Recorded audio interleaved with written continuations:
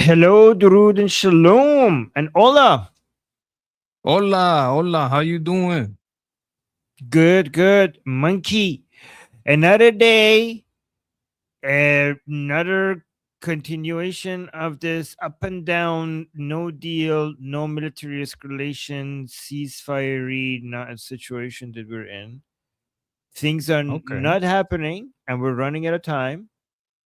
But let me play 2 minutes of this video so we get updated on where we are right now, and you tell me what you think. Okay, and people in the chat, I see my favorite people already here. Fantastic. I'm gonna keep an eye on you guys as well, see what you guys think, and then we're gonna talk about the current situation and figure out what's happening together. Okay, let me see. Oh, what an Sounds amazing good. chat with Mike. Oh yeah. Oh, Lior, by the way, saying Armin, what an amazing chat with Mikey on the Persian show. So good. Oh yeah, guys, I forgot. Yeah, I should actually mention this to you guys. I just had the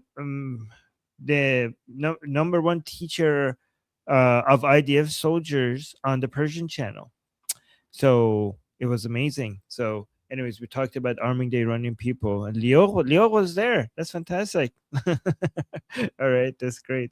All right, You let's also play had a this. Let's video on listen. I-24, I think it was. I think you uploaded something about that. Yes, I did. I did. Maybe I'll play that at some point as well. That's a good reminder. Ooh. Okay, so let's watch this update first.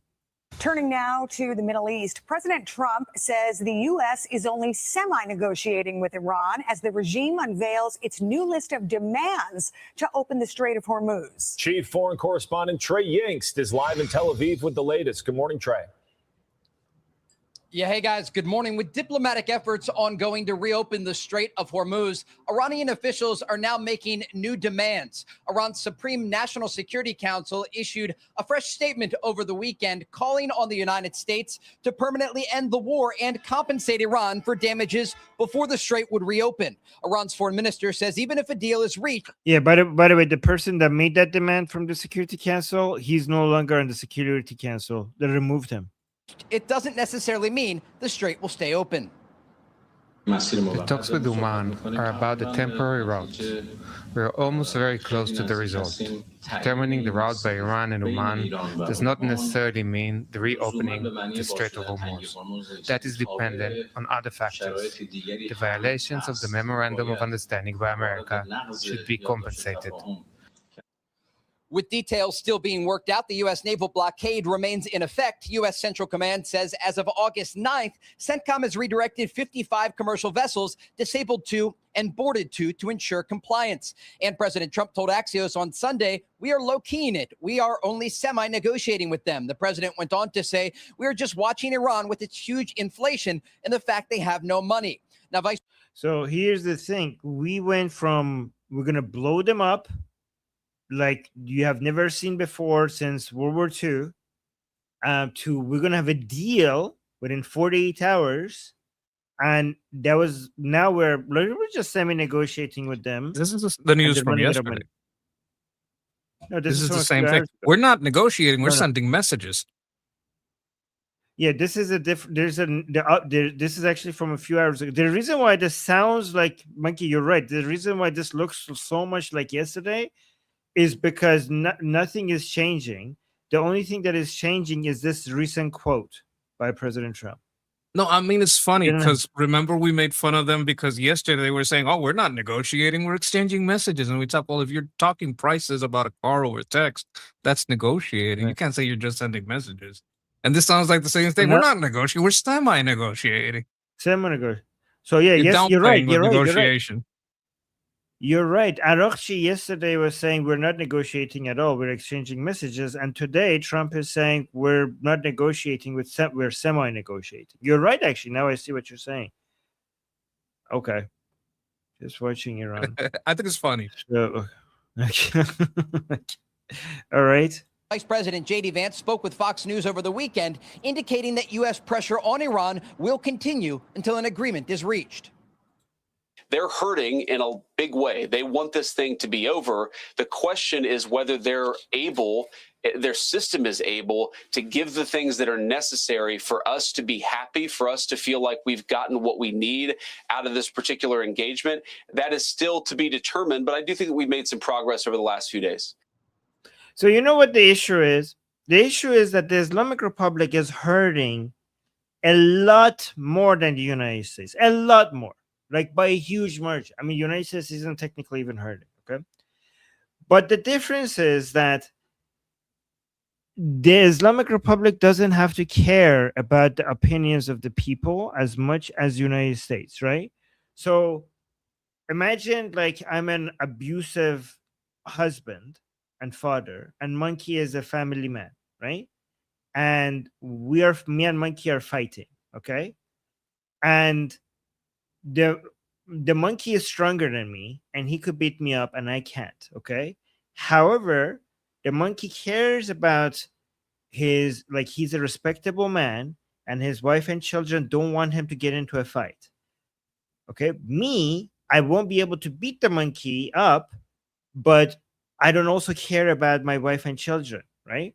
So the Monkey could beat me up, but his family are putting pressure on him not to get in a fight with me, because even though he could beat me, it's bad for the reputation of the family. And even though the Monkey could beat me up, he has to pay attention to the opinion of his family. I don't have to care about the opinion of my family. So even though I might not be able to beat him, I'm betting on the fact that his family is holding him back, and my family is not holding me back, right? So the Islamic Republic is hurting a lot more than the United States, but the Islamic Republic can tolerate the pain because the Islamic Republic doesn't care about the opinions of people in Iran as much as the United States has to worry about the opinions of people in the United States. Does that make sense? Yeah. Like the last time you got in a fight, you lost your job. Everybody at the house is hungry. I mean, we got problems, but you still out there looking for fights. That's what Iran is doing. Yes. Yeah. Because I don't care about my wife and children. And you do. So even though you could beat me up, you have to behave. I can't really do that. I have to hold back. Okay, I get it. Yeah, you have to. I'm being America in this case. Yes, exactly. But we're not saying that Americans are all monkeys. It's just me. Yes. Only this American is a monkey. Yes, I am proud monkey, grease monkey. Yes, yes. Right. That is still to be determined, but I do think that we've made some progress over the last few days. Right now, the U.S. playbook appears to be letting Iran suffer economically until they change their behavior. Guys? Yeah, President Trump said over the weekend that. Yeah, so that goes to my point. Like they are suffering economically extremely, but they're like, yeah, you know what? We can take it. That's what they think. This is like a game of chess, so we'll see who makes the right moves. Trey Yingst, thank you very much. All right, so that's where we are now. And I'd like to say something about this. Okay. I don't think we can keep, let me see how I can put this. I don't think we can keep things going like this if the ports stay open. I would like to close the ports, not just from the outside, but from the inside. There's too much trade going into those ports that's coming from the Gulf countries. And I would sanction that until it stops. Because you don't need boats on the outside of the strait to inform sanctions. You can just send a jet to shoot any ship that goes there to enter any harbor in Iran. You got airplanes. Yeah. No, that like makes I sense. think they haven't seen the farthest of tightening, and it could tighten a couple of notches. One notch that you could pick up is any Gulf country that has a ship going from it to Iran, knowingly, you're going to get sanctioned. And any ship that tries to enter any Iranian harbor, you're going to get a missile through your hull into your engine room. Like those are two cranking of the notches that could still be done without massive strikes. Without massive strikes, yeah. But if okay, so again, pushback against that would be that if they do that, then the Islamic Republic would respond to U.S. bases in the region, and then that would mean that U.S. has to use more interceptors that they don't want to use. I don't care. I know you don't care. I'm talking about what the Americans care. Like, I know, like every time I say this, they can have a lot of theories about how many missiles we have. If the military does that, it doesn't matter what they say. Like, if you're talking to me, the monkey, Yeah, I don't know. I can't touch any of those buttons. I'm saying if America decides to do that, then they do either don't care or have enough interceptors, and everybody that has theories about how many they have are wrong.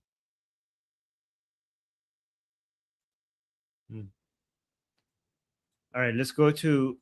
Okay, let me see what you guys. You know Chris Christie? Do you like him? Hate him? He's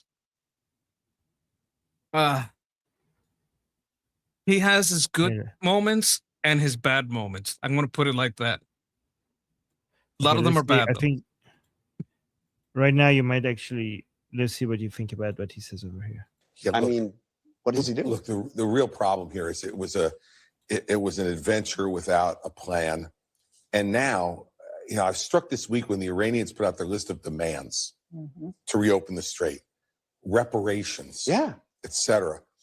What struck me was that Donald Trump is about to become what he never, ever wanted to be, Jimmy Carter. Yes. He is being held hostage by Iran. They are holding the Strait of Hormuz hostage. As a result, they're holding the world economy hostage. And it's focused at Donald Trump. And I know from talking to him over the last 24 years, the one person he would never want to be is Jimmy Carter. I talked to him about Jimmy Carter, right? too. And and here we are. And it was all voluntary. Yeah, Thoughts?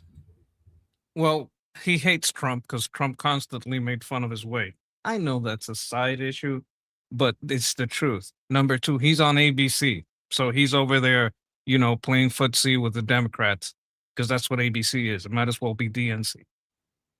Number three, this list of demands. If we're going to talk about the list of demands, it's not a list of demands from anybody that signs papers with us.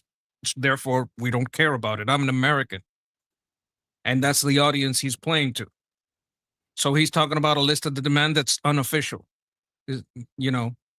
That's number three. It says if AOC made a list of demands. Well, yeah, she's in Congress, but she's not the executive. She doesn't sign any treaties. Let me see what else. He's saying that we had no plan. That's ridiculous. Of course we have a plan. And I think the two notches that can be ratcheted up. In fact, we have less of a chance of getting a barrage if we stop ships from going into Iran, because any one of those ships could be secretly bringing in supplies that we don't know about. Wait, okay, guys, look at this. There's an analyst here on I-24. Do you guys want to see this one, Monkey? I don't know who this guy is that they. Oh my God, he's so handsome. Oh, look at him. What a beautiful man. Oh my God. Okay. So guys, this is on I-24. They had this guy, random guy. I don't know where they found him. Invited him for his opinions. Let's see what he has to say. The Iranians are navigating this crucial moment. For more perspective on that, we're joined now by Armin Navabi, an Iranian political analyst and founder of Liberty Politics. Armin, great to have you with us. Guys, they're now introducing me as founder of Liberty Politics. That's you guys. That's right. See? Now I got them to introduce me this way so that they bring attention to us here. See? An Iranian political analyst and founder of Liberty Politics. Armin, great to have you with us on I-24 News. How is the Iranian regime navigating this standoff? It seems like a game of chicken all over the Strait of Hormuz. Who blinks first? But how long can the regime actually withstand this economic pressure when their only goal so far is just survival? Yeah, it's going to be difficult, but their calculation is that the greatest threat to their survival is if their small remaining base of support, if they lose that, that is their number one threat to them. So for them, they could endure the economic hardship as long as they don't lose their base of support. So right now, there's a lot of competition of different powers within the Islamic Republic right now. For example, this maximal demand that you're saying is because the Supreme Leadership Office is competing with the National Security Council regarding who makes these decisions. And this maximalist demands was put out by Zulqadr, which is now trying to remove him and put Reza in his place. And he's putting these demands out there to show that he could be as radical as Rezai. So that's what's happening behind the scenes. Well, when it comes to Iran's recent demands that they want to see, compensation, sanctions relief, the withdrawal of American forces before fully reopening Hormuz. I mean, these are pretty drastic demands. Does the regime genuinely expect those conditions to be accepted, or is this also part of the negotiating tactic and trying to buy some time here? Yeah, so this is exactly what I'm referring to. So their audience is not just the United States. The audience is also their own base of support, and they're trying to save face. There are elements within the Islamic Republic who's trying to be more flexible with the Americans without looking like they're flexible, because if they're too flexible to the Americans, then they will lose their base of support, and nothing threatens the Islamic Republic more than losing their last remaining base of support. But on top of that, I think they understand that these maximalist demands is not something that the United States will give them, but they're trying to also ask for this thing. They will, if the Americans would give them something less than what they're asking. But I'm pretty sure they understand that the list that they offer to the Americans, that the 6 items, everybody can tell, even they can tell that the Americans are not going to agree to that. The world is not going to agree to that. Are there signs that these demands are growing some sort of support inside Iran? Because we continue to see the regime crack down on dissent, on protesters, public hangings in the streets. So by putting out these demands, is it actually making a difference? So the vast majority of the Iranian people are aggressively anti the Islamic Republic, and that's never going to change. There's no rally around the flag effect. The Islamic Republic has been so cruel to the Iranian people, and nothing is going to make those vast majority of the Iranian people to change their mind about the Islamic Republic. We're talking about a small minority that continue to support. They support the Islamic Republic conditionally, but there's a lot of internal fighting among them. And that's what the Islamic Republic is trying to keep. The Islamic Republic knows that the vast majority of the Iranian people, they cannot win them back. But they're trying to keep this last remaining small support that they have. And their expectation is a lot of aggression towards Americans and Israelis. And that's why the Islamic Republic is behaving like this, but it's not working. They can see that it's all fake. So they're losing even that. Some great perspective on the mindset of the regime right now. Armin Navadi, great to have you with us on I-24 News. How is that? I like this analyst. He's great. What I would say is this analyst is confirming what I was saying about Christie. Like the audiences themselves, like Chris Christie is reading a list of demands that's not even aimed at us, right? So, I like this guy. I think we should have him back on, just to react to him. It's a good reaction source right here. And the only thing I would tell him is next time, give them a number. Because when you say the vast majority, they might be thinking 60, 70, but it's closer to 90% are against the IRGC? Oh, that's a good point. The worry I have is that I don't actually have a source for being able to give a number. So I don't want to get tied to a number, right? Put it between. Like sources say between so and so. It no matter what source you pull out, it's going to still be like 70 or more against, right? Even if they're for another Islamic regime, another form. You know what? Am I crazy here? What are you thinking? You could workshop something like that, right? Yeah. I just have to be able to provide support for it if I give the number. Exactly. But yeah. People in the chat, you guys are being very supportive. Thank you so much. You guys do you actually think it was? Oh wait, look at this one. Look at this one. Oh my God, Sarah. I told you the dude is handsome. I'm not gay, but facts are facts. But do you think it was understandable to somebody who hasn't been following this? Because that's the one thing I could change. Everything else, I wouldn't even say it's bad. I would just say because I hear majority, and in my head, in America, that's 60, 70. But I'm in my heart, and because of my knowledge, I know it's far more. So what you say in your head when you say majority might be completely different than what they think of. But I wouldn't put that as a mistake. I would take that as a, maybe for next time. But I don't see anything wrong with it. I can't fault anything in that at all. Yeah. Okay, it made sense. Sarah saying they might know who Zulqadr is. it made sense. Yeah, so sometimes I say a little bit of a thing that I know they wouldn't know who he is, but just a small percentage of it to demonstrate that I have a deep understanding on who's who, even if they don't get it. Just a small percentage of it, not too much of it. But that's what I think I should have. I think it has a secondary effect. If they say who, you say exactly. It's just some guy, like he's important over there, but he's not like big in negotiation over here. Solgar, I thought it was Zelda, like Princess Zelda. So, okay, so I'm saying Armin should do the Piers Morgan show. Hey guys, if you could get me there, I would definitely go if you could get me. Then we'd have to watch it. Yes. Okay, so let's look at Mark Levin. Haven't watched him for a few days. I want to see, 2 days. I want to see what his takes are. Mark Levin is Iranian people really like Mark Levin's takes. So let's see what he has to say here. Welcome back, America. Senator Tom Cotton. It seems to me the Democrat Party is not a silent partner, junior partner in this. It is trying to run interference so we can't deport illegal aliens and we can't deport these people. They push judges through, as you're well aware, who are radical leftists who throw barriers in the front of the administration trying to address these issues and so forth. There's a few Democrats who speak up, but a very few. Is this now the Democrat Party as I contend?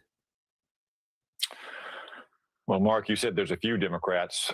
That's a little bit higher than I can count. The only one I see around the United States Senate, for instance, is John Fetterman.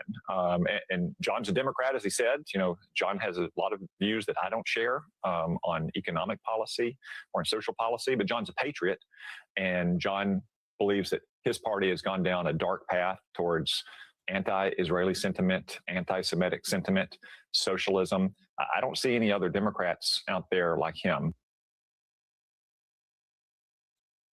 Okay, so this was not about Iran. What do you have? Welcome back. What do you think? What do you think about? I think it's important to note because a lot of these people are more aligned with Iran's interest than they are aligned with America's interest. So that's a good reason to keep an eye on them.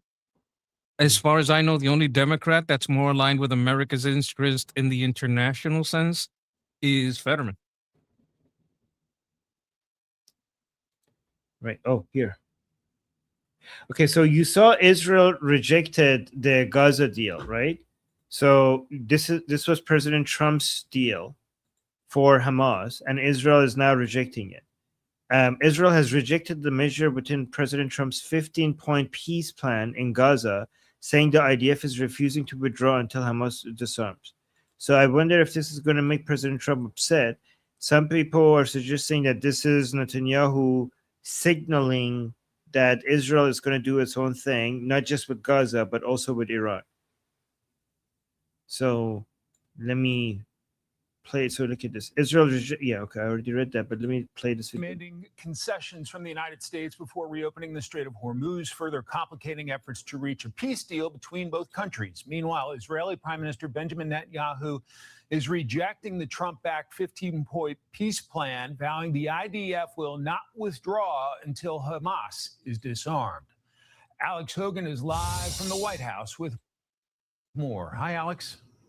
So I think that was just that. What do you think about this? I think this has also something to do with the October elections in Israel, because Prime Minister Netanyahu right now in Israel, they have this feeling that he just does what President Trump tells him to do without pushing back. So this might be for the October elections coming up in Israel as well, for Israel to be able to show to Israeli voters that, no, we're not just going to accept everything that the United States tells us to do. What do you think? Well, if you look at the point is retarded. If you have 15 points on a plan, and one of the points is use diapers on your face, you're going to say, no, fuck your plan. I don't accept that point. Why should they accept the point that IDF has to leave and Hamas stays armed? That's not a peace deal. That's a pause on war. I don't have to accept that. It's a stupid plan. I'm not going to accept a stupid plan. Wow. So okay. Well, that's good. Look, as I an like army guy, I like yes. you're going to be hard pressed to find any infantryman that's going to accept that plan. Okay. So you think the rejection is justified. Okay, that's great. Casey with a super chat saying we have all the watches, but we don't have time. Oh, he's describing the situation that we're in right now. Yeah, that's a good way of summarizing it. Thank you, Casey. And Shana, thank you so much for the jewels. And Shana also with a super chat. Thank you so much, Shana, saying Trump knew Israel was going to reject it. I still believe this is good cop, bad cop.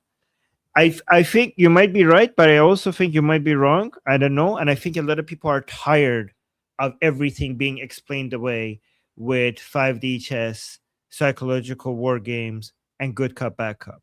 I think some people have... Yeah. I'm sorry. I was going to just add for a second. Maybe it's what you said. Like it's good cop, bad cop, but playing to the Israeli audience in favor of Netanyahu being the strong man that rejects America. Yes. I mean, that is a possibility. And it also could be a real disagreement. Like that could also be real. And, if it's a real disagreement, you could still use a real disagreement for as in the same way. It doesn't have to. It could be no disagreement, no conflict. It could be a small conflict that you make it a bigger deal for the sake of elections, or good cop, bad copping with the Islamic Republic, or it could be actually bigger than we even are seeing it. Like we can't dismiss all three options. I think like you have to consider all three options. But I'd have to see. Are there more retarded points in the plan, and how many of these how long have these retarded points been on the plan? Like if I'm like, oh my God, I'm your biggest fan, Mr. Trump. Wow. Hey, what do you think of this plan? That's retarded. That's what I would say. I have to be honest with you, Mr. President. I have to give you my best foot forward, honest truth. That's retarded. And if there were more points on the plan that are retarded, I'd have to look at it. How long has this retarded plan been floating around? Yeah, so actually we could look into it, right? What is exactly in the 15-point Gaza peace plan from President Trump, and why is Israel rejecting it? So while that is cooking, we could actually listen to Prime Minister Netanyahu himself. Well, this is going to be in Hebrew, right? Or English? Yep, Hebrew.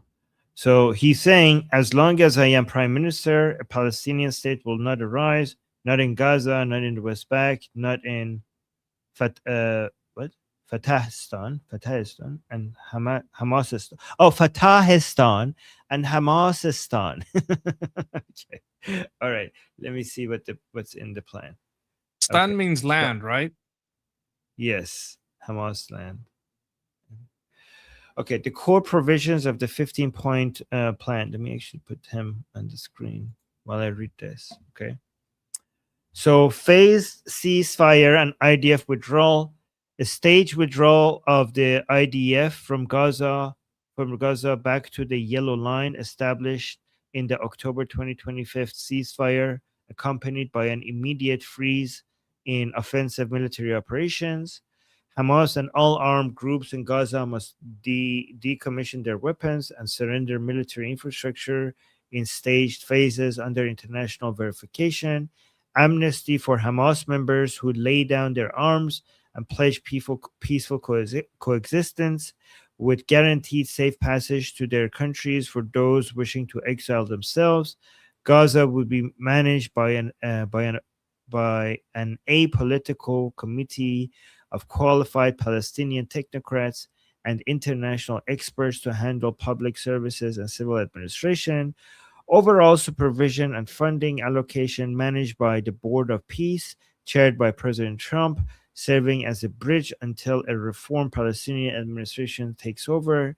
A massive international economic redevelopment project to rebuild infrastructure, electricity, water, bakeries, and roads, alongside establishing a special economic zone. Unhindered flow of international aid delivered via neutral international bodies alongside reopening the Rafah crossing under strict non-partisan oversight, long-term transition towards reform Palestinian governments once anti-corruption and institutional security criteria are fully satisfied. And why Israel doesn't like this? And Netanyahu rejects a phased approach, insisting that the IDF will not execute any withdrawals until Hamas undergoes complete total disarmament first.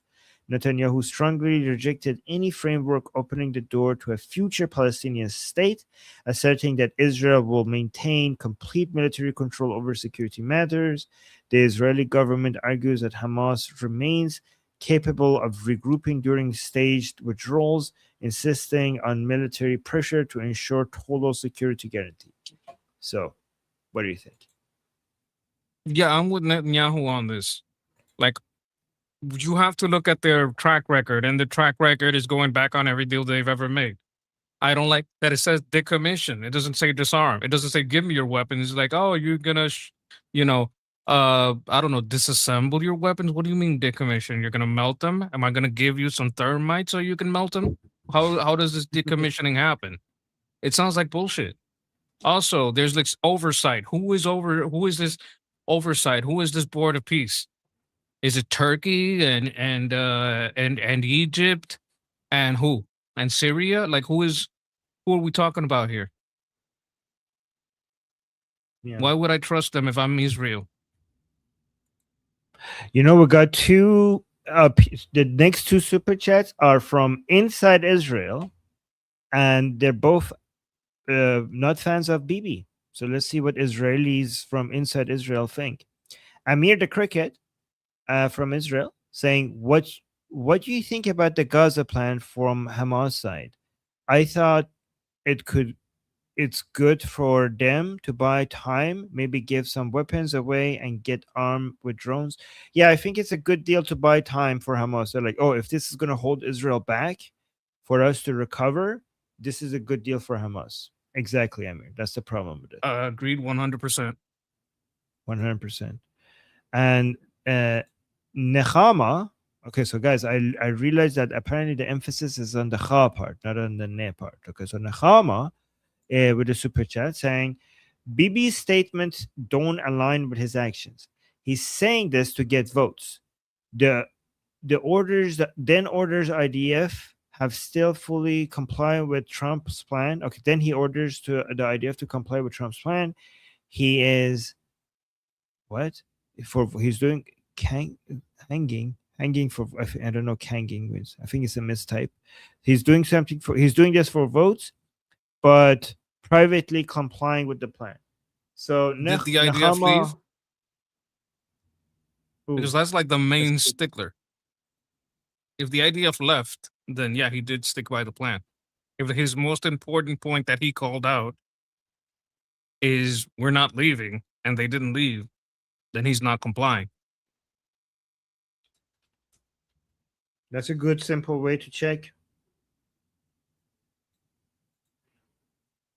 I'm getting a sense that Nechama doesn't really like Bibi. That's, nothing against him. I just want to check because I know there is Bibi derangement syndrome also. Okay. No, I mean, I'm not saying that he has it, but yeah. He might be citing a source that has it. You understand what I'm saying? Okay, look at this. So here's the thing. So, well, he might be right. Yeah, he might be right.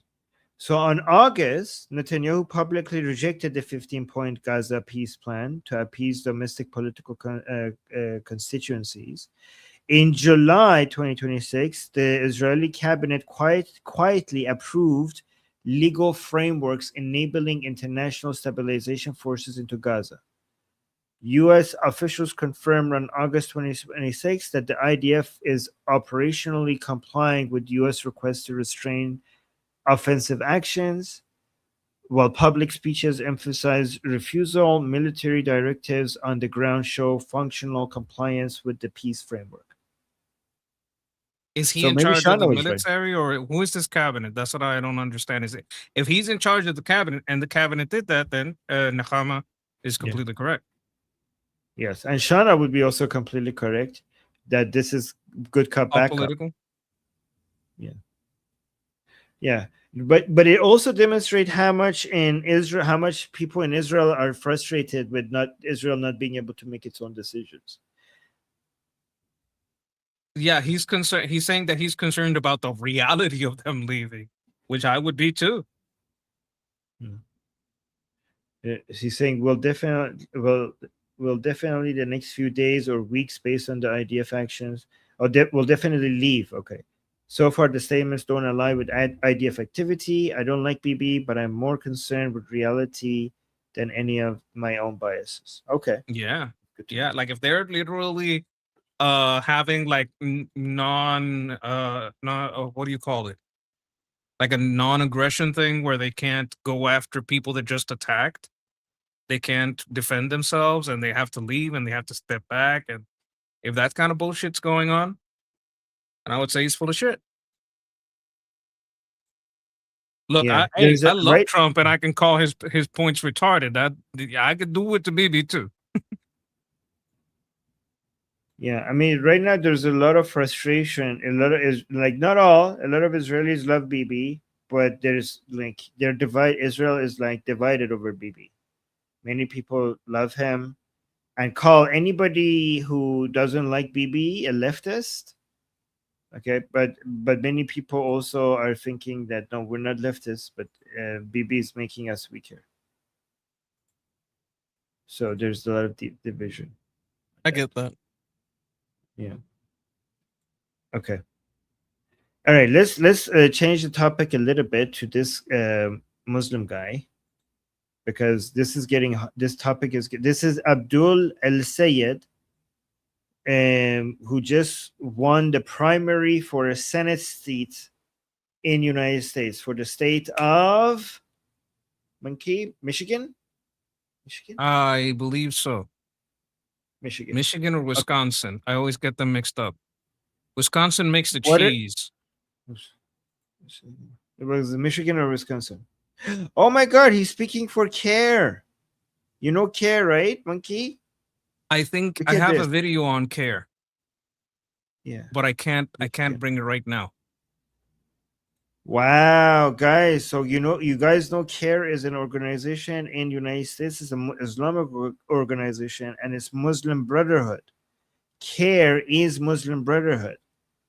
So, and he's speaking at CARE. So let's see actually what he has to say. Bismillah wa salatu wassalamu ala Sayyidina Muhammad wa ala alihi wa ashabihi ajma'in. Assalamu alaikum wa rahmatullah. Question 755. When the state of Oklahoma voted in a referendum to amend the Constitution to ban Sharia law. What does that mean? I don't know. And yet the voters banned it anyway. And I don't have to tell you that the same exact forces that drove native peoples from their land 2 centuries ago, destroyed Black Wall Street a century ago, bombed a building decades ago, and tried to ban Sharia law not a decade ago, those forces are alive and well today. Well, oh my! So he publicly is saying that we shouldn't be banning Sharia law. You know, first of all, Sharia law is basically Sharia is already has the word law in it. So when you say Sharia law, you're using the law twice. But anyways, Sharia is laws that you like. If you have Sharia inside the United States, that means that you have laws parallel to the laws of the state. Of course, that should be illegal. Introducing parallel laws that you are enforcing separate from the laws of the state is illegal, whether it's Islamic or not. So, of course, that should be illegal. What the hell are you talking about? That would be an invasion. It's also federal laws. Yeah. No, I mean by state, I don't mean like the state. I mean by the whole. I'm using the word state here as in the entire government. You know what I mean? Like the no, but United that would make it States the government. third type of law. You can't have it's 2 and sometimes feel like a law. 3, come on, we're overdoing it. Yeah, but state laws are within, in compliance with federal law, right? I'm just saying These would go against both U.S. of law. them. Yes, and that's illegal, guys. Like, I hope people understand that when people introduce parallel laws, that is an invasion from within. Because if you have laws and then you have enforcement mechanism, that is a government. So what is a government? A government is a set of rules enforced by an executive power. That is what governance is. So if somebody, other than the laws that you have by your country, by your nation state, if somebody introduces parallel laws and finds a way to enforce them, they're creating a new government.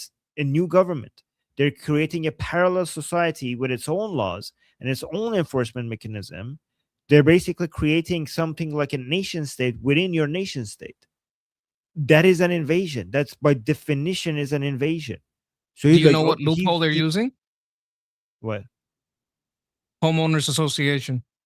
That's why they want to build cities, because if they build the town, if they build a city, they can put a homeowners association and to have their own policing and try to have some kind of a buffer zone so that it's harder for the law to come in and it's easier for them to impose themselves on people who own property inside there and keep people out of there. Yes. Very dangerous. Oh yeah, very dangerous. Yeah, exactly. And okay, so somebody is saying insurrection. Maybe that's a better word for it than invasion because it's from inside. Right? Yes, and if there's Americans helping, that's sedition. Sedition. Okay. And but you're right, Monkey. But the mask slips when they call it law, right? So yes. the way you should do it is that instead of calling it courts, you should call it like counseling, and instead of calling it a law, you should first begin by calling it, what is it called? Homeowner associations, when they have their rules, they have a specific name for it. Guidelines. Guidelines, yes, rules. Well, yeah, something like that. But you shouldn't call it a law. You should call it a law later, once it becomes impossible to remove. But this guy is calling it like this is a mask off moment. This is a law that are not U.S. laws. So he's advocating for Sharia law in the U.S. And this is the guy that just won the primary for the Senate. What are his chances of winning a Senate seat? Do we know? The more he talks, the lower it goes. The chat is calling it bylaws, and they're saying marked bar HOA. I mean, I agree with that.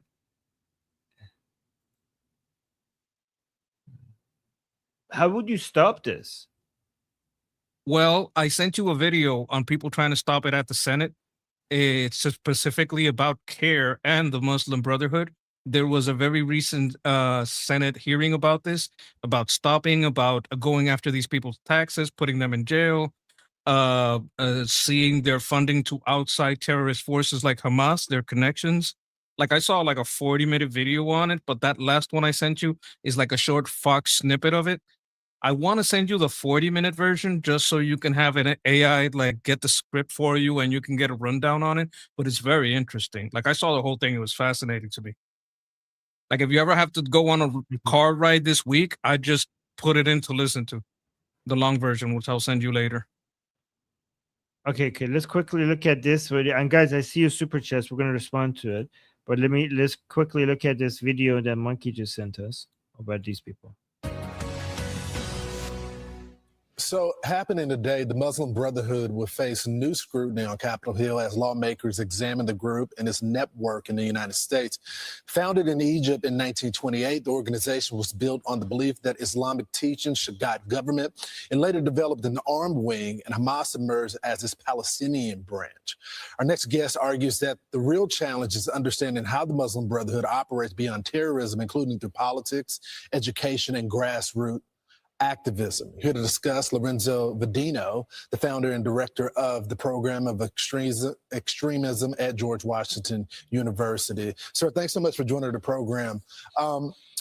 Lorenzo, can you speak about the influence that they have and how they try to secretly, and we've seen many of them at these protests, infiltrate our different organizations in the country. You're absolutely right. I think that's the part we don't see. With 25 years since 9/11, everybody understands the jihadist threat, groups like ISIS and Al-Qaeda, but we have a hard time conceptualizing that there are groups that have created a presence in the US for 40, 50 years, and that are not violent. They don't engage in terrorism, but they have created a network that is very effective in pursuing an agenda that is exploiting democracy and basically infiltrating and influencing our society in a nefarious way. They have created a very extensive presence in the education system. They're now very active at the political stage, supporting and funding candidates on both sides, but mostly on the Democratic side. They are very engaged in a variety of interfaith efforts. They engage in multiple activities, all of them within the law. And this is one of the big challenges is what can a democracy do against a group that acts largely, for the most part, within the democratic framework? Yeah, sometimes they know our laws better than we do. And this is all a part of that 100-year plan. They plan on infiltrating U.S. government, the schools, and you bet they are on the campuses right now, especially those. Oh my God, they even have swords on their logo. College campus. Civil rights groups, they have ties to the Qataris, and they share ideological goals with extremist groups. So when the people are in the middle of the street saying, "Can you stop it 1 second?" Or yep. Okay, so one thing that's happening in this video is that this video came out while the Senate hearing was happening. I'm going to send you the video of the Senate hearing. Maybe I can clip out some parts, but they're talking about that they're catching these people doing illegal things and that they already have laws in the books that they can use against CARE and against the Muslim Brotherhood because they found some funding and some lies in the taxes that they're doing that allows them to go after them from the criminal side. I would just want to point that out. That it's not, they're also doing illegal stuff. It's just not being discussed here because, like they say, at this moment, it was happening. Go on. Okay. Yep. From the river to the sea, we should take them seriously. But before I play the rest, I looked this up. Polymarket has Abdul El Sayed, Michigan Senate election winner. He's going against Mike Rogers, Republican. Going Abdul down, El-Sayed, ain't he? Democrat. So the more time goes by, look how that sharp drop. Let me finish my sentence. I'm almost I'm done. sorry. It was only a few more seconds. It's okay. It's okay. Yes. So we have time. Your monkey is correct. But right now it's a 60% chance for Abdul El Sayed to win. But as Monkey was putting, yeah, we have time. And it used to be worse. Look at this. It used to be 80%, 70%, and it's lower. So it's the trend. So the odds are not in our favor. The trend is in our favor. Okay, go on, Monkey. Sorry. What I was gonna say about this is that sharp drop. It comes from when he won. Like this is the odds on him only since the start of that campaign, since he was competing for the nomination. As soon as he got the nomination, because this is the blue place. And these people always win. It went from 80-something guaranteed blue because blue always win to now they're dropping sharply. Okay, guys. This is why it's so important to vote. Look at this. And the more people talk about him, the lower he goes. Yeah. Look, it's a 60% chance right now that he's going to win, but it's not that far off. The other guy is 43%. If he wins the Senate, this is going to go on. Sorry. There's another point of this that I wanted to bring up. They're losing in all the black communities.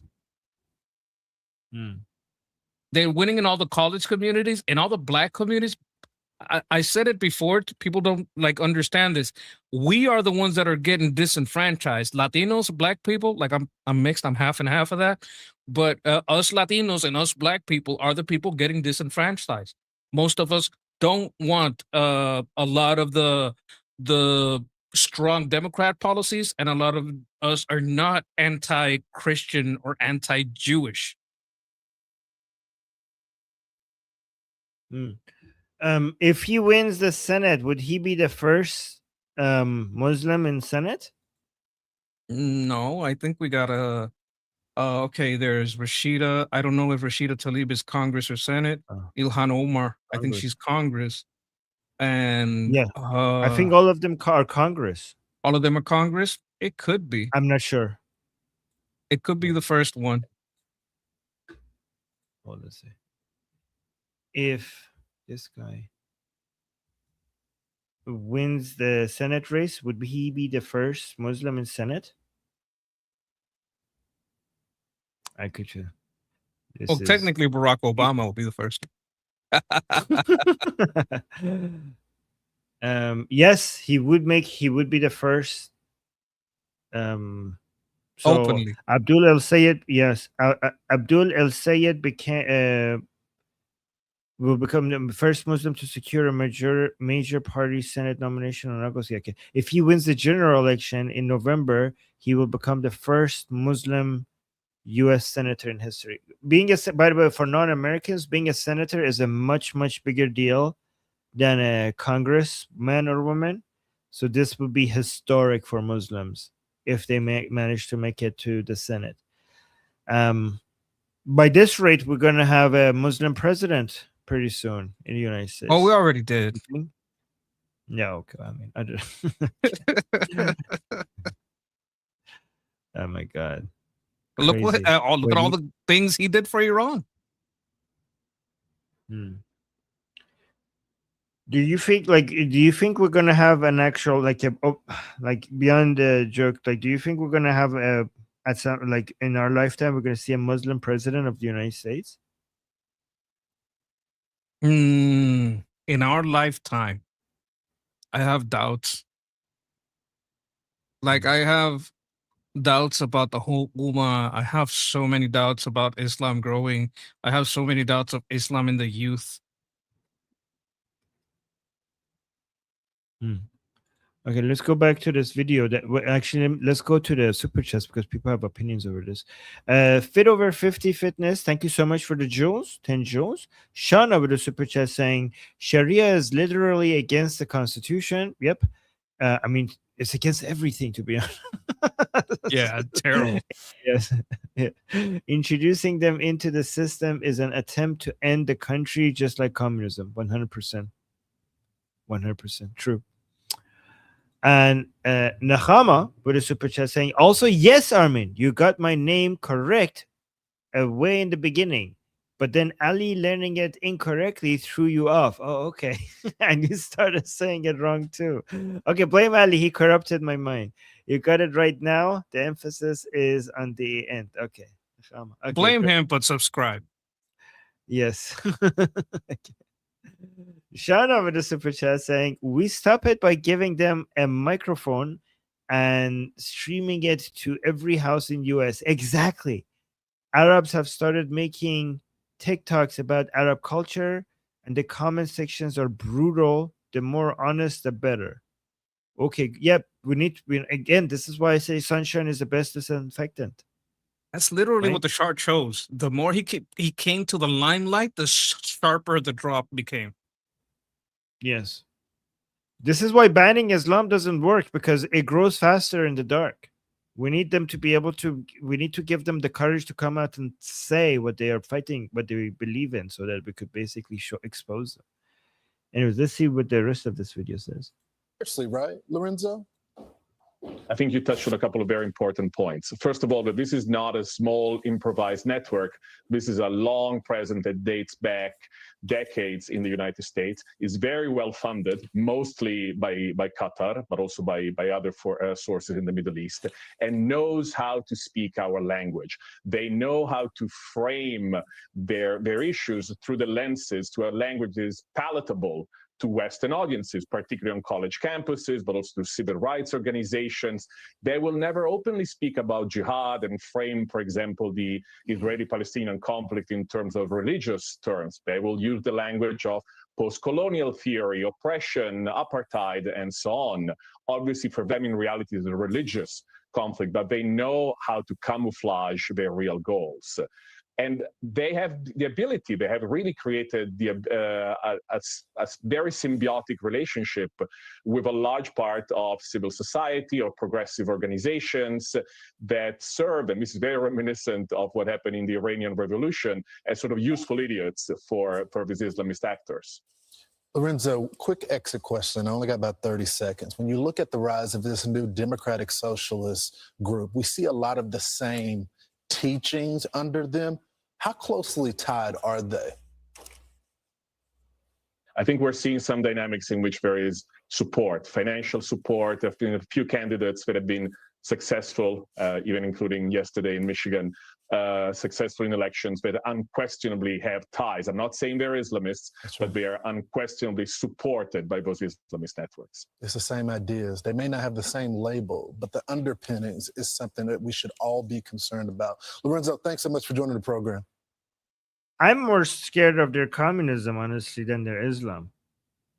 And Ted Cruz is highlighting the same thing, saying communists always want all your money. Let's see what he has to say. You know, guys, the Islam stuff is a grenade, but these are the barbarians that the communists try to use to try to get in their policies in, right? But before you, don't have. I want to ask you a question, but you're gonna have to look when it starts playing. Why does this lady always look like she fell in cold water? Look at her eyes. I know. She's like, she looks like she's on 10 cups of coffee. I don't know. The eyes. All right. Anyways, let's look at what he has to say. What's his? This is the Abdul guy. So Mike is saying weird. I thought Abdul's campaign promise was more money in your pocket. This sounds a lot like more money for the government. Yep. Just to be very clear, you're describing this trade-off. You are effectively acknowledging that people making less than $1 million could see their taxes go up. I just want to be very clear. Is that a yes? I'm saying that we'd be paying for healthcare in a different way instead of paying a health. Why do they never answer the question? Like, that was not the question. God damn it. Look at that. Just to be very clear, you're describing this trade-off. You are effectively acknowledging that people making less than $1 million could see their taxes go up. I just want to be very clear. Is that a yes? I'm saying that we'd be paying for healthcare in a different way instead of paying a health insurance company whose CEO makes $20 million. I would much rather pay for durable healthcare into a government, which, of course, we all know provides healthcare for seniors who need healthcare the most. So if I'm trading paying a CEO to make more money or paying government to guarantee me healthcare, I'm picking the latter every time. Just to be very clear, you're just. Yeah, yes, CEO make millions. That's like. A CEO, rightly, I'm not saying there's anything wrong with that. Like, if you produce billions, yeah, make $1 million. I don't care. That's peanuts compared to the profit you're generating through whatever means you're helping production. Point is, she's talking about under $1 million a year, right? Like almost everybody under $1 million. She didn't put like a minimum cap on that. So he's changing the topic. Not away to something that has nothing to do with the topic. Like, all people under a certain amount has nothing to do with one specific category of job. It's very different answer. And also, America has the most progressive tax system on earth. You know what a lot of other places have? The VAT. You know what the VAT is? Value added tax. That means everybody pays when they get something. Everybody pays. Do you make $5 a week? You still have to pay the value-added tax. Like, everybody pays. I'm exaggerating a little bit on the amount, but we have the most progressive tax system on earth, and people still complain about it. Has this Robin Hood BS worked anywhere in the world for this to be the first time? Like, what do we have to do to show people that this never works? Like, taking from the rich and giving to the poor? It has never worked. Yeah. Robin Hood stole the taxes from the government and gave it back to the people.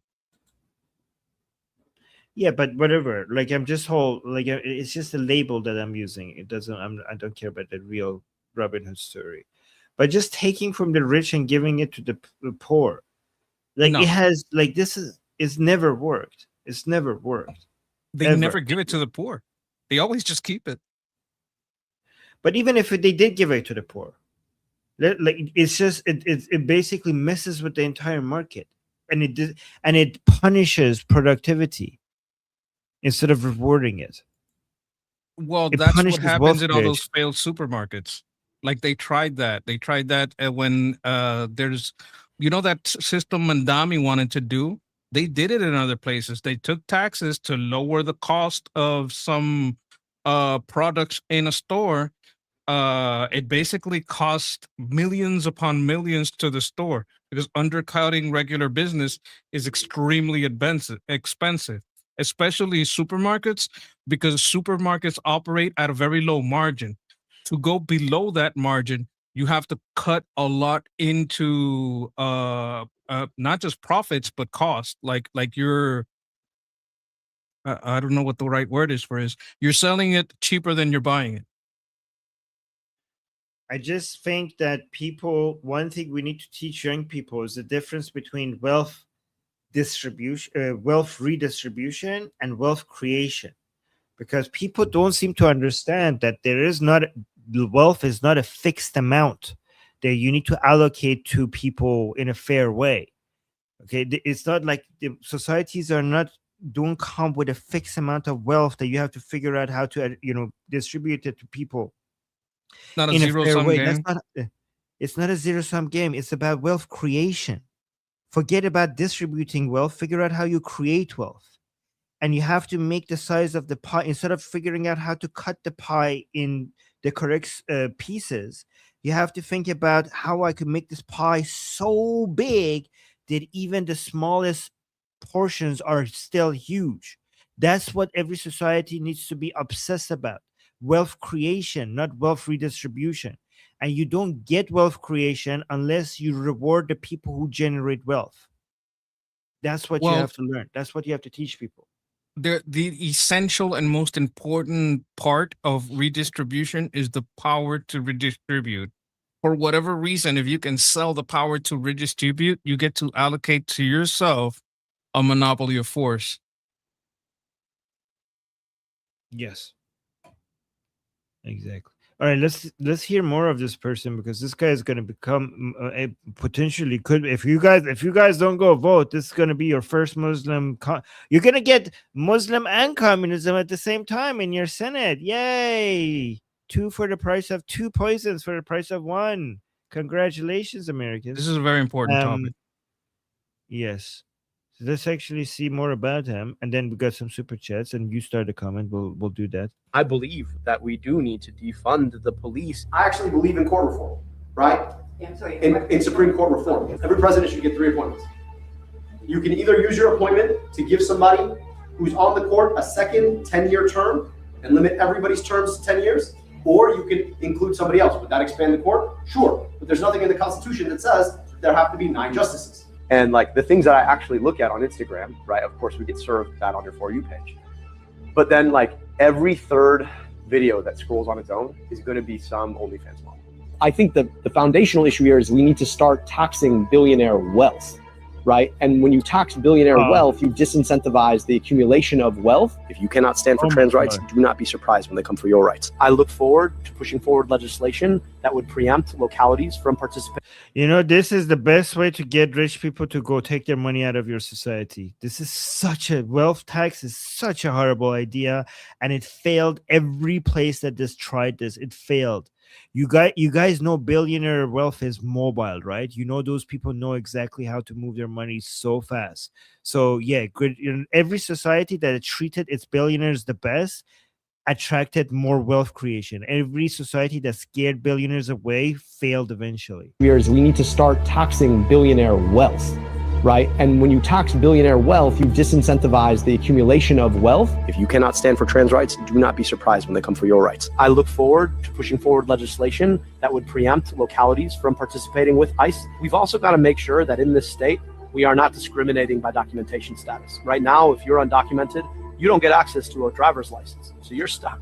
You don't get access to a lot of the basic things the state offers everybody else. And I think that's ridiculous. And so we've got to stop discriminating that way. There is no reforming. There is no retraining.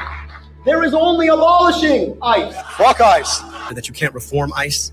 You can't retrain ICE. You have to abolish ICE. It started, it was a bad experiment. It's been weaponized to do the worst things. And I think we need to abolish it and start from scratch. I think he should be impeached. I do not think he should be president of the United States. I think he's done impeachable things. Obviously, as a future senator, I'm not in a position to impeach.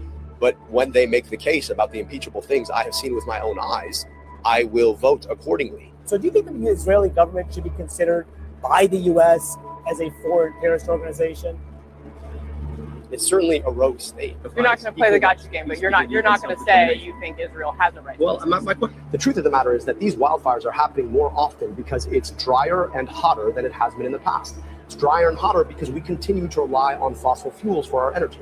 We need to get to 100% renewable energy. Number one, put as much sand. 100% renewable energy. Okay, buddy. By the way, the song, I didn't add the song in the background. Sorry about that. And in the gears. That's so ridiculous. Yes, that is ridiculous. Acolytes are doing. And number two, build the conversation with the American public that gets us to the after Trump foundation. What do you tell those people about whether or not this is a pie in the sky dream that you're going around? Timu Stephen Colbert. Democrat. Timu Stephen Colbert. Okay. Yeah, look at him on the left. That's Timu Stephen Colbert. Going around Michigan talking about. Well, clearly I'm a different kind of Democrat. Okay, guys, this is the background music. What made it so hard to listen to? Oh, the White House added that. Okay, I wish it was in there. It would be easier to listen to. But okay, yeah, this is the guy that is becoming a senator apparently. How did this happen? Holy crap, man! This is dangerous. I want to personally thank you for bringing this. It's basically an American topic that closely relates to international policy. And, it's something that everyone who is here or anywhere on earth should share and know, hey, these type of people are in America. They're probably in our government too. Just thanks for highlighting all this stuff. It's very important for our election that everybody knows this. A lot of Iranians are talking about this inside Iran, and they're watching at the United States with, they're watching at all of this with horror. They're saying that because a lot of Iranians consider the United States to be the only hope for liberty and sanity globally, and they're thinking that this, they're losing. They're scared. They're like, if United States is going this way, then all of us are screwed. Like everybody's screwed. The whole world is screwed. They're concerned. There is a sliver of hope, but I wouldn't count on it. You still have to make it too big to rig. The fact that his chances the Democrat chances dropped from 84 to 60, that's a 24-point loss. The second this man won should tell you that we're still on time to reverse the course of this type of this pattern, right?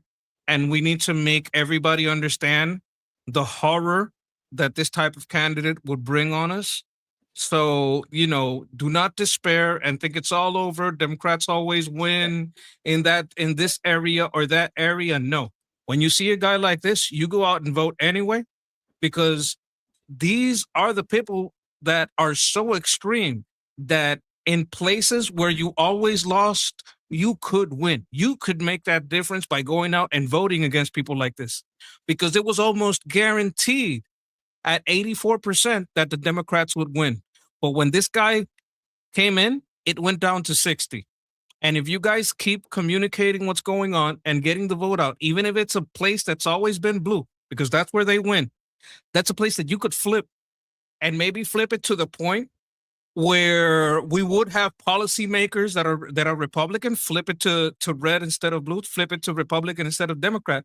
And we could have policymakers in there that actually help us with this 47-year fight we've had with Iran and finish this once and for all. So do not despair because you see this guy come up in a blue district. You go and you vote against it. Very well said. Elisheva, thank you so much for the jewels. And Monkey, you start this comment. Yes, I don't know anything about this, but if the Ayatollahs want to read it first? Motor Right says gay Ayatollah just announced 6 new Iranian Republic high official targets for IDF. I'm guessing he just announced 6 new ministers or people in the military. I don't know what that's about, but I was just holding it there for you to check later, maybe for the other show. I will check later because I haven't seen if something new has happened because I've been here with you guys. I haven't seen it, but I will keep. But thank you for letting us know. Okay, hold on. Oh my God, we got so many things happening that is concerning. Yeah, but what Monkey is saying is so on point. Do not say that, hey, this is it. We're losing. It's over. Doing, that kind of defeatist attitude is exactly what they want, what they need. Yes, especially if these people are going to win in places where Republicans have never won with very low turnout. That makes it especially important for you to vote because you could actually flip it to something that hasn't been available to you in decades, maybe. It could be the change you've always wanted to see but thought impossible. So have enough hope and enough courage to fight this bullshit. We got some super chats. Shana is saying the parable of the 10 talents. You add value and you reap rewards. Jesus is better than Robin Hood. Okay. Thank you. Okay, as a Christian, I have to say yes, but I would say redistribution, not Robin Hood. Robin Hood hated taxes. Whatever Robin Hood story is, the word Robin Hood, people use it as a name for redistribution. It's okay. It's okay. We allow it. And thank you, Shana, with another super chat saying renewable energy doesn't exist. Yeah, I mean, they shouldn't call it renewable, like alternative to fossil fuels. It doesn't make sense that they call it renewable. But when it comes to alternative to fossil fuels, my favorite is nuclear. I don't know. Yes. Nuclear. I'm a big fan of nuclear. And thank you, Shana. Unless fusion ends up working out, we'll see about that. I mean, that's nuclear as well, but different from the one that we have right now. FL Swamp Puppy, thank you so much for the super chat saying, goal is to make Trump equal Shah, ICE equal to Savak. No, that's not the goal of Americans. I think maybe so the goal Trump of Iranians to have a Trump-like Shah and an ICE-like Savak. Oh, okay. So, yeah, maybe if that's what you mean, maybe. But the thing is that Trump is the head of the executive branch. In Iran, the Shah would not be the head of the executive branch. He will be above the executive branch, and the prime minister would be the head of the executive branch. And maybe in the transitional period. Yes, maybe in the transitional period. That's a good point. And Savak would be more like the CIA than ICE. That's what Savak would be more like CIA than ICE. That's what the role of Savak is. And thank you, by the way, for the super chat. And then FL Swamp Puppy with another super chat saying that's why they fund No Kings and ICE protests. Yes, Qatar, Muslim Brotherhood, all those people are tied. And Qatar is one of they got like 7 billion in total funding into influence operation. Like my problem with IPAC and Israeli funding is that they're penny pinching. I mean, it's kind of like a meme, but y'all got to spend more. I don't know what's going on here. These people are outspending you like at such a ratio that it's extraordinary. Yeah. And Nehama with a super chat saying, FYI, Armin, I tagged you on a tweet for, I think, on the sources I was looking at regarding IDF activity versus BB statements. If you want to check it out later, it's all in flux now. We shall see. Okay, thank you. Okay, I'll check it out. Thank you so much for the super chat. I appreciate you. Okay, let's look at this here. HQ's forecast for this race is giving the edge to al-Sayed, who's narrowly favored to win. We're still months out from November. We know anything can happen between now and then. But how do Republicans position themselves to win their first Senate seat in Michigan since 1994? Well, I think there's a massive opportunity for Republicans today. Not only are we seeing communism that is spreading like wildfire in the Democrat Party, but this is exactly where Rogers can tell Michigan how much al-Sayed's policies are going to cost. When you're defunding the police, you're defunding ICE, you're saying Medicare for all, and some of these healthcare costs that are going to cost us over $3 trillion a year, where Republicans can continue to gain momentum. It's talking about affordability and solutions, not taxing the rich and corporations, because guess what? They will leave Michigan just like they left California, just like they're leaving New York. But affordability is number one. And I have to push back in terms of Hassan Piker. He's not some guy that's just coming to a rally. He's actually radicalizing the Democrat Party. He's the face of it. And he's continuing to put out things like that he wants capitalist bloodshed on the streets. Well, let me tell you, most Americans are benefiting from capitalism today. So when you make statements like that and you rally with a guy like that, that's exactly who you are. And everybody in Michigan and across America should realize what Democrats have turned into. It's a death to America culture, and they think it's cool, but Americans can see right through it. Independents aren't going to buy this, Hannah. I can't believe Hassan Piker is becoming that. Like, he went from being a streamer to now meeting with the potential future senator and actually having this much of an influence in U.S. politics. Like, that's how influential he's becoming. He has been this for a long time, at least a year, two. Like, he's had Bernie Sanders on, he's had Ro Khanna on. Like, he was part of the effort to get Bandami elected. He was over there in our, like, he's been this for a while. Long before he was a dog shocker, he was doing other shocking things. Okay. He's also been abusing dogs for a very long time. He's a terrible person. On video. Like, by my opinion, by what I see of those videos. How big of an influence he is on the mind of young people switching to his side? Like, is he making how influential is he? Okay, so there is a mistake here. His influence, a lot of it also comes from the outside. So, and a lot of it is spread out. So let's say some people will say, oh, he's getting 60,000 viewers live. Okay, but let's say 20, 30 thousand of those. Let's say 20,000 of those are from, outside the USA. Let's say 10 are from outside the USA. So you're left with 50. And those 50 are spread out through 50 states. What are you left with? 1,000 each. So what's going on is, like, he may have 1 million viewers, but they're spread out over a lot of states.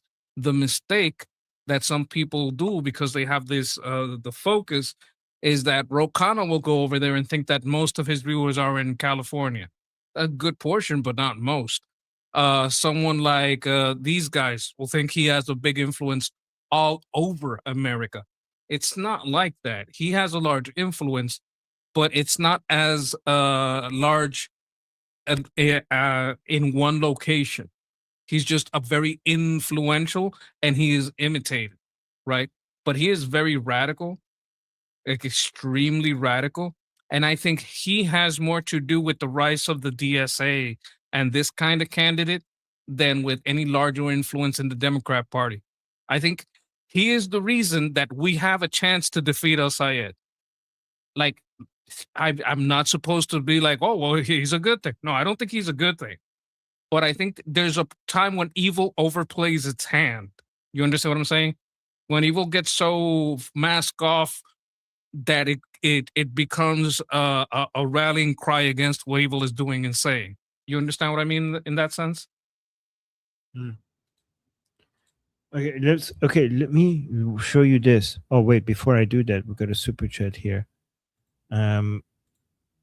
FL Swamp Puppy saying, Armin, listen to the language they use. Trump is a king and ICE is the secret force. Or reality doesn't matter. They trying to They are. recreate here. They are trying to. Okay, they are trying to recreate Iran. Yeah, I mean, we share the same enemies. The same people who are trying to destroy United States and Israel are the same people who have been or are enemies in Iran. It's the same group of people on the left and Islam, against patriotism and against the nation state model. So it's the same group of people, and they're connected globally across borders. They're connected with I each think what other. he's So it's trying to say, if I tie it to the last super chat he sent, is that they're trying to make Trump out to be a king that must be deposed, and ICE to be like a savak, so they could bring us an Islamic republic in the U.S. Oh, okay. Now that makes a lot more sense. Okay, yeah. They did this in our country, and now they're trying to do it in the United States, in Canada, and in Europe. They were successful in Iran, so now they're trying to copy the same model. Let's see what he says over here. And he and I were, in the middle of nowhere in Michigan. I don't even remember what town we were in. But we stopped at a rest stop, and he went inside to go to the bathroom, and I was outside just sort of pacing, checking my phone. And this guy starts walking up to me, and big burly guy, is driving a truck, and fit a certain stereotype. And I'm like, oh God, where's my bodyguard? And wait,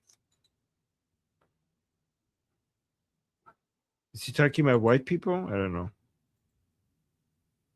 So I don't know what the context of this is. So never mind that one. Let's go to this one. I'm trying to find. He might be saying that some very American-looking person supports him. Sometimes they're like, "Oh my God, it turned out to be the opposite." I don't know what the context of that was. Let me see. I'm just trying to learn about him because he's becoming a big deal. Let me see what's happening here. And the other one. you're gonna want to not get these things to the shot.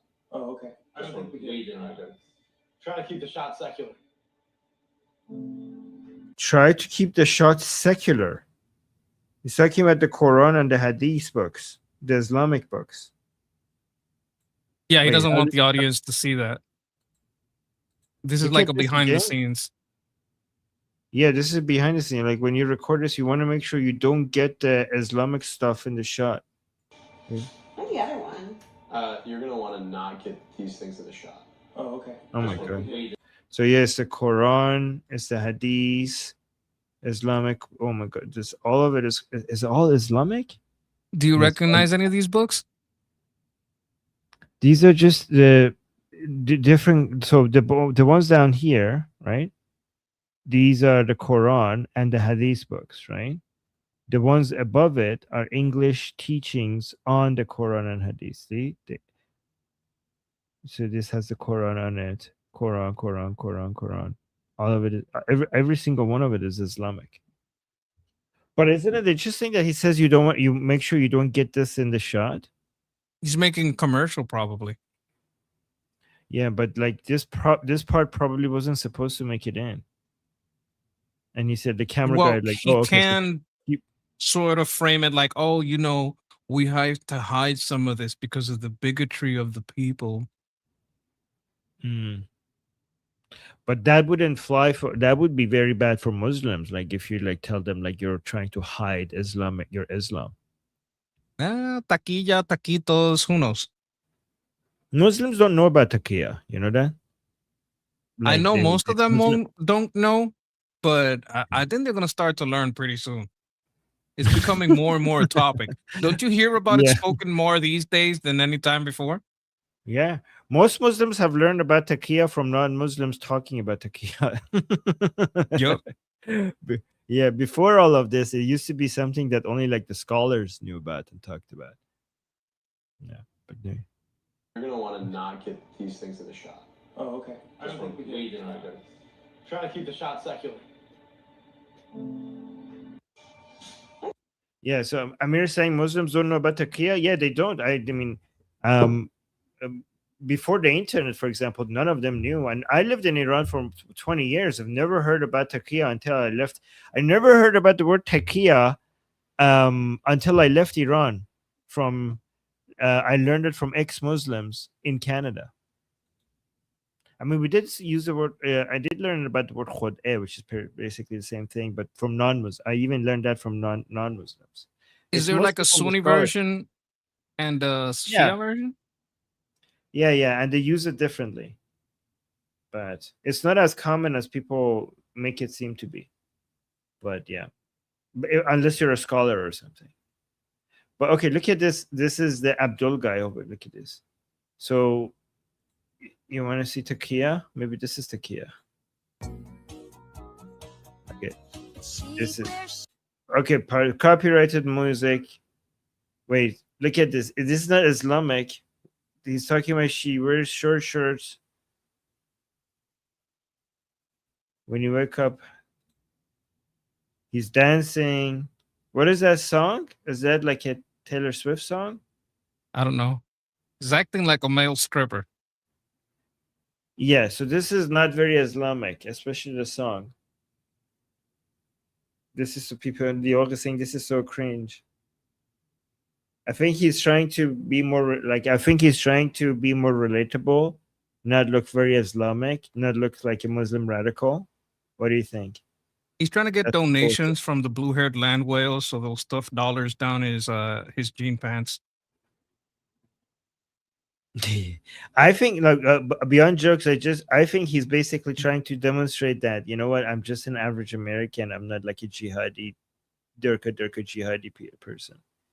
Oh yeah, this will get them. Like, you're absolutely, like, I was kidding. Like, your assessment is completely correct. This is very Taqiya. But this is just what politicians do, though. Like, if you're gonna look at Taqiya as like all politicians are a little Taqiya. You know what I mean? Yeah, that's what I'm saying. That's why I don't call it Taqiya, because it's just like political strategy. I mean, this is just politics. The politics, yeah. But I was right. It is Taylor. So happy Taylor wedding, July 4th weekend. Look, he's trying to act like he's so American. That's what he was doing. This was on July 4th. Like, July 4th for Taylor Swift. But most Taylor Swift fans are leftists. Yeah, but he is leftist too, right? So he's trying to appeal to leftists that don't know a lot about Islam. Yeah, don't think I'm scary. I'm just like you, basically. Exactly. Yes. I'm a much better dancer. You are? Oh, amazing. Where is this? Where do you know where this is? Michigan. Chicago. Wisconsin. Could be Texas. This is Chicago. So what? Oh, yeah. Okay, I get it now.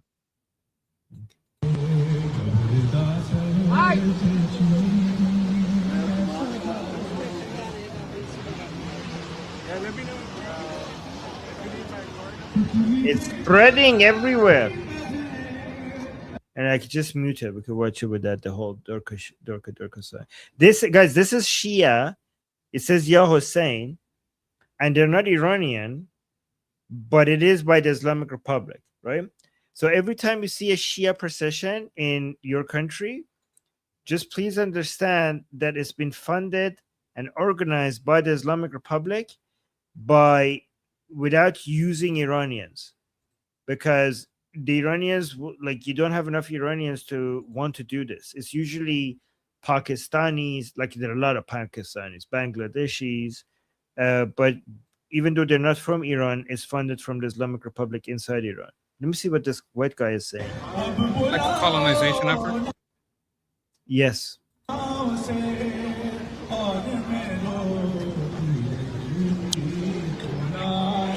I want you guys to see this. It's important for you to see this. It's important for you to share this. No, I'm not in the Middle East. No, I'm not in Iraq or Afghanistan. A lot of places I've been many times. This is Chicago, Illinois. On a street corner, no permits, no planning. They just show up and they're blasting this music. They're blasting the Quranic verses to Allah. It's not Quranic verses. This is Shia stuff. Blasting So many horrific things are happening right downtown here. The city's being filled with worship and dedication to a false god. Oh, look, and they even got police here. Which they're not even worshiping Allah, they're worshiping Hussein. Guys, Shias are not Allah worshippers, they're Hussein worshippers. they would never admit that, but they are Hussein worshippers. They don't even care much about Allah. False god. Oh, look, and they even got police here. Which the police always come to shut us down, but the police have come to protect them.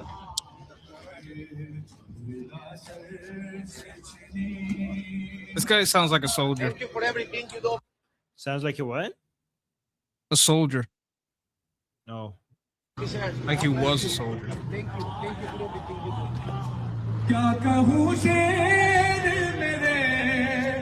Yeah, look at this. It's not, even though it's Shia, it's not at all Iranian. It sounds like Urdu or something, Pakistani.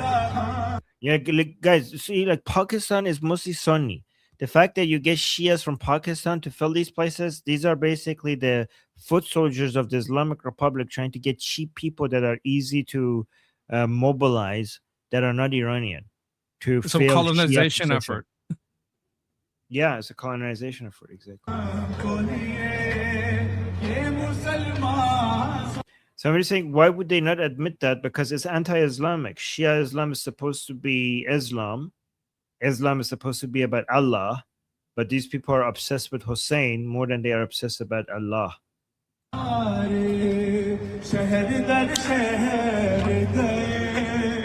just want to say this.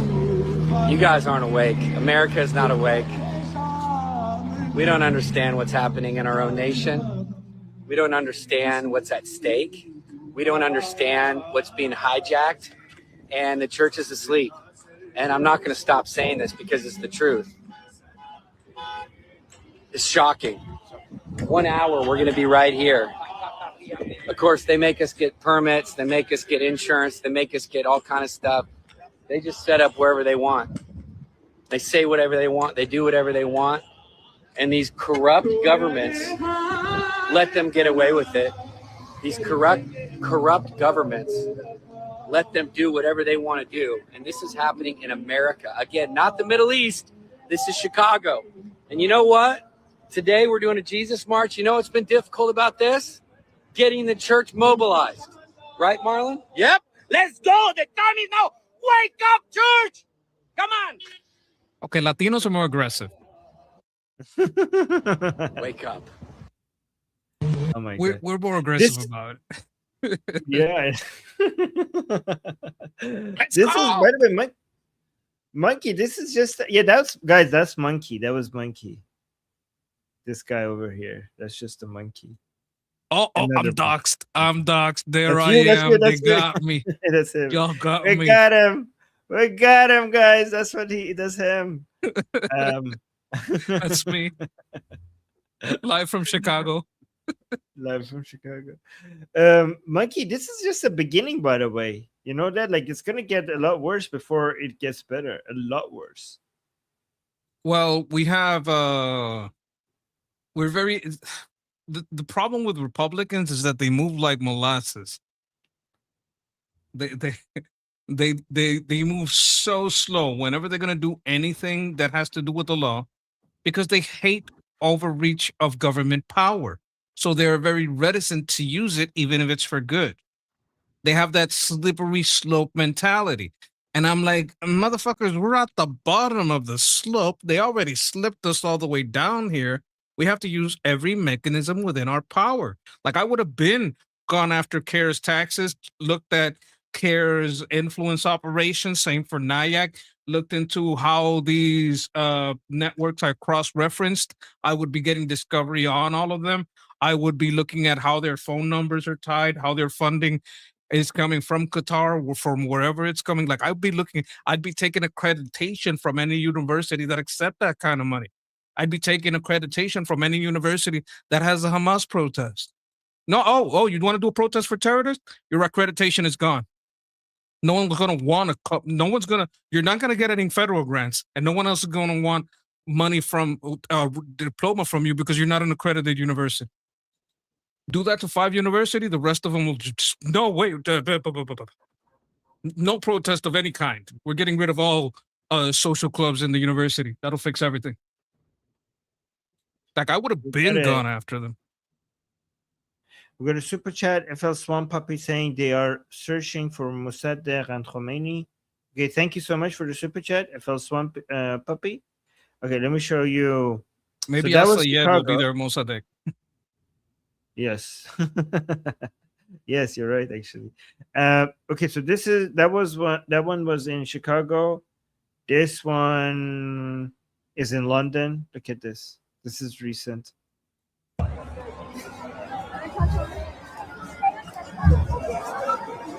Oh, look at this. They have a mini Jerusalem. That's the Dome of the Rock. They made that where they're carrying that. Very creative. This is pretty advanced.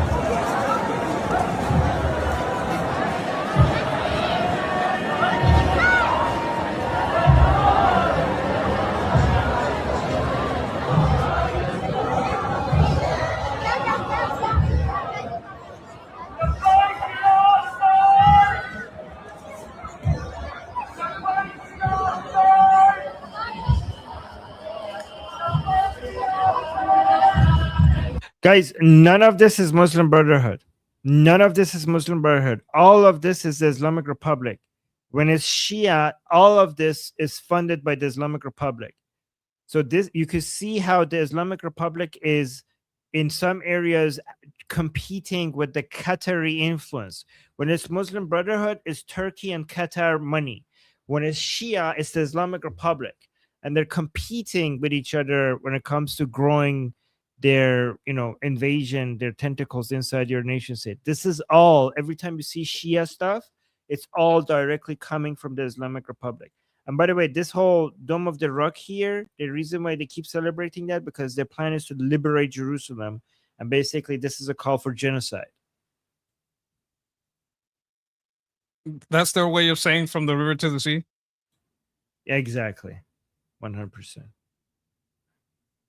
Okay, so we showed you the Chicago, London. Let's now go to Germany. In Germany, these two women are on the bus. So in Germany, a Muslim woman gets furious when she sees two younger girls without hijab. They respond, this is the two girls, they respond to her behind them that this is a public place in Germany. People can kiss, drink, dress, and do whatever they want. If you don't like it, go somewhere else. So let me see. It's probably going to be in German.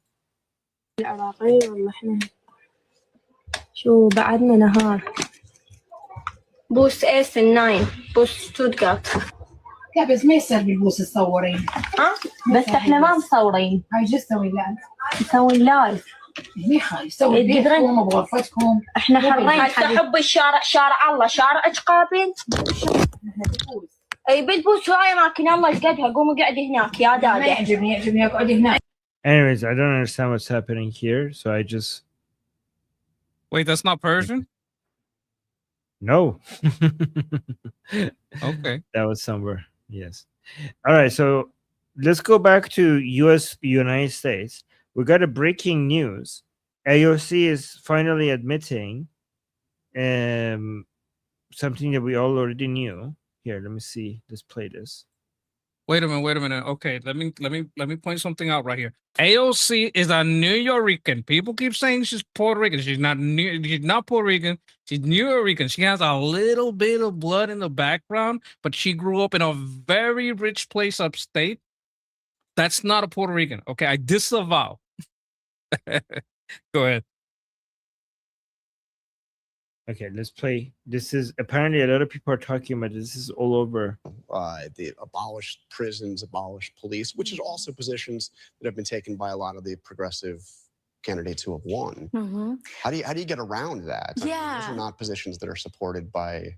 Right. I mean, I think that a lot of these races, even right now, they'll have a tendency to be nationalized. Yeah. But these races ultimately are local, and all politics are local. My understanding is that Francesca Hong has made clear her present stances to her electorate. Yeah, she's moved away from a lot of Right, that. she's moved away from it. And I have local city councilman that has this saying woke one was crazy. Woke one was crazy. Okay, that's and I think wait, where's the admission? Did I miss something? Oh, AOC for Hong Kong. Oh, this is not the video that I wanted to show, but this is something else. She's talking about that Korean communist woman, talking about her old tweets calling for abolishing prisons and the police. She's saying that she's moved away from those positions. I don't buy that, but that's not the video I wanted to show of her. She just came up with something else that she said. Oh, here. This is she's saying that because she saw Shuan Head's latest video. I know why she's saying that. I know exactly why she's saying that. Why? To explain to us before I show you this other video. This is the one that I had in mind. But explain There's to us. a very, very popular, some would say the most popular leftist female streamer has gone more and more to the right because she had a baby, now has a family, and has always called out the craziness of the woke. So people are saying, oh, woke 2 is gonna, it's now we're really coming. She recently made a video about woke 1 and how she has always been against these crazy feminists, about this offense culture and all that shit. That's what she's talking about. She want her follower, like the women listen to, they call her the commie mommy, but more and more she has gone right. And every time the AOC listens to Shuan Head and says you're going too fucking far, AOC stops going too far and wins. Okay. Wouldn't that make her more dangerous than other people? AOC? Yes. Shuan Head is far too. Shuan Head is too far on the right for the left to like her anymore. They hate her now. Like they the threats, they do the whole thing. But if a Democrat kind of listens to her, that Democrat becomes kind of dangerous because she's saying a lot of the stuff we say. This is the video I wanted to share. Hold on. So we're almost out of time to get to your future. I'm sure you saw the poll in New Hampshire that had you as the leading candidate, leading choice for Democrats. First, are you going to run for president?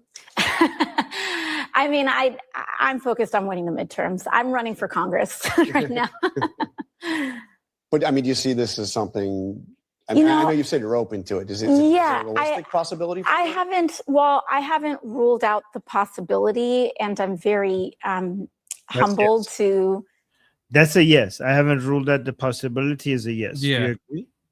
Okay. Yeah. Stop simping in the chat. I see you guys. Yeah, she's cute. I'll admit that. But if you come to Puerto Rico, there's people like this everywhere. Okay. Don't fall for it.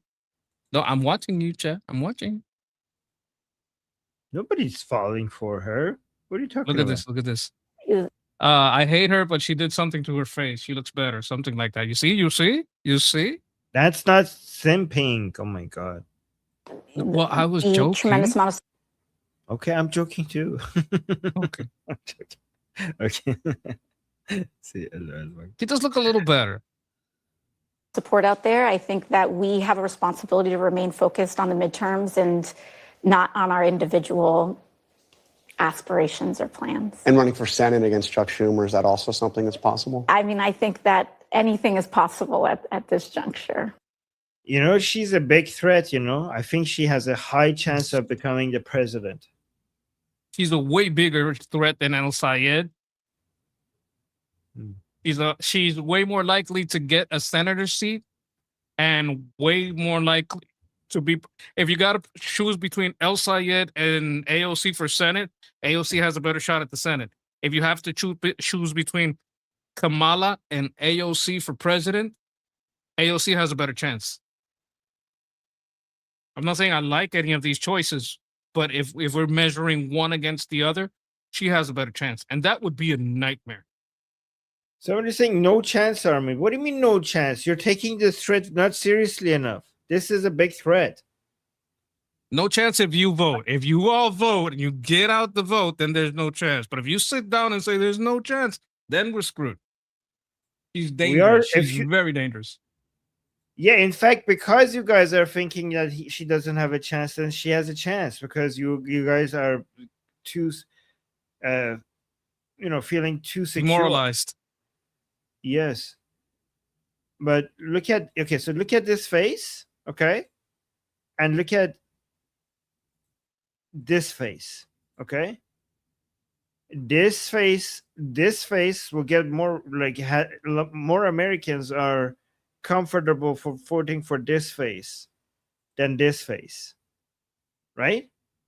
Yes. So this face will get you votes. This face might not. So it is Especially what it in is. New York. Yeah. El Sayed has a tougher chance where he is, but her, she's very dangerous. Yeah, Chad is saying vote, vote, vote, vote, vote. Yes, that's how you that's how you beat this. Make it too big to rig. This looks like a less of a threat to your average American. Even the average American is like, do we really want to go this far? Like Abdul Al Sayed? Are you kidding me? But this is the friendly face that could sneak in, and open the doors for the barbarians. Okay, this is the Trojan horse. This is the barbarians on the other side of the gate. This is the friendly face that can get in to open the door for this, more of this. Yes, absolutely. Some people are saying, well, she's not smart. Like Biden barely had a pulse. Doesn't need to be smart. He just needs to get in. Yeah. All right, let me see what she says here. I have a local city councilman that has this saying, "Woke one was crazy." Woke one was crazy. Okay, that's and I think that what's important is that we have to assess what was it. I mean, did the candidate is movement go saying too now. far with some of those positions? I mean, you briefly supported the idea of defunding the police. Well, I think that during this time and especially during COVID, there was a huge opening of the Overton window. We were shut down. There was some of the highest unemployment rates that we have seen because of those shutdowns. Yeah. And I think okay, the COVID doesn't justify the crazy positions that you were taking. You know what it sounds like? You're like, imagine if somebody comes to you and like, weren't you hating on Jews like a few months ago? Weren't you anti-Jewish? People were like, yeah, but it was COVID. The Overton window was like I was calling out for genocide. It was a different time. Like, what are you talking about? You had the most retarded positions. Like, COVID doesn't justify taking retarded. But look at this, how it's trying to like get closer to the mainstream now. that It's a woke one. So as if there's a version of woke. Is woke 2 now better than woke 1? Like, is that what we're saying? the doors were really open in trying to entertain any and every policy that was going to get us to Oh, we were just entertaining it. We didn't mean defund the police. We were just entertaining. Maybe should we defund the police? We're not so sure. We're just thinking we're brainstorming. We're thinking out loud. No ideas are bad. They're just putting it on the table and considering it. We weren't serious. Don't take us so seriously. a better place. And I actually think that the discussions that were had in that time were quite fruitful. I think that when we talk about crime today, it's fundamentally different than the way that we talked about crime in bringing crime down, right? And I think that we all share in the goals of having as low a crime rate as possible. I think that, during lockdown, of course, rhetoric in that time is not rhetoric that we would use today. And I'm grateful that these candidates have the opportunity to present who they are to their electorate and what they're campaigning on. A lot of progressives are going to call her a sellout. But like, you promised us all of these things that we wanted, and now that you managed to get in, you're like, oh, it was the pandemic, guys. We didn't really mean it, right? She had people protesting and like screaming at her and going after her because she didn't go hard enough against Israel, and because she was too much of a moderate. Like there are protests. If you look for I could look for it later, but there are people that went to her meeting and started screaming, started protesting, doing all that crazy stuff.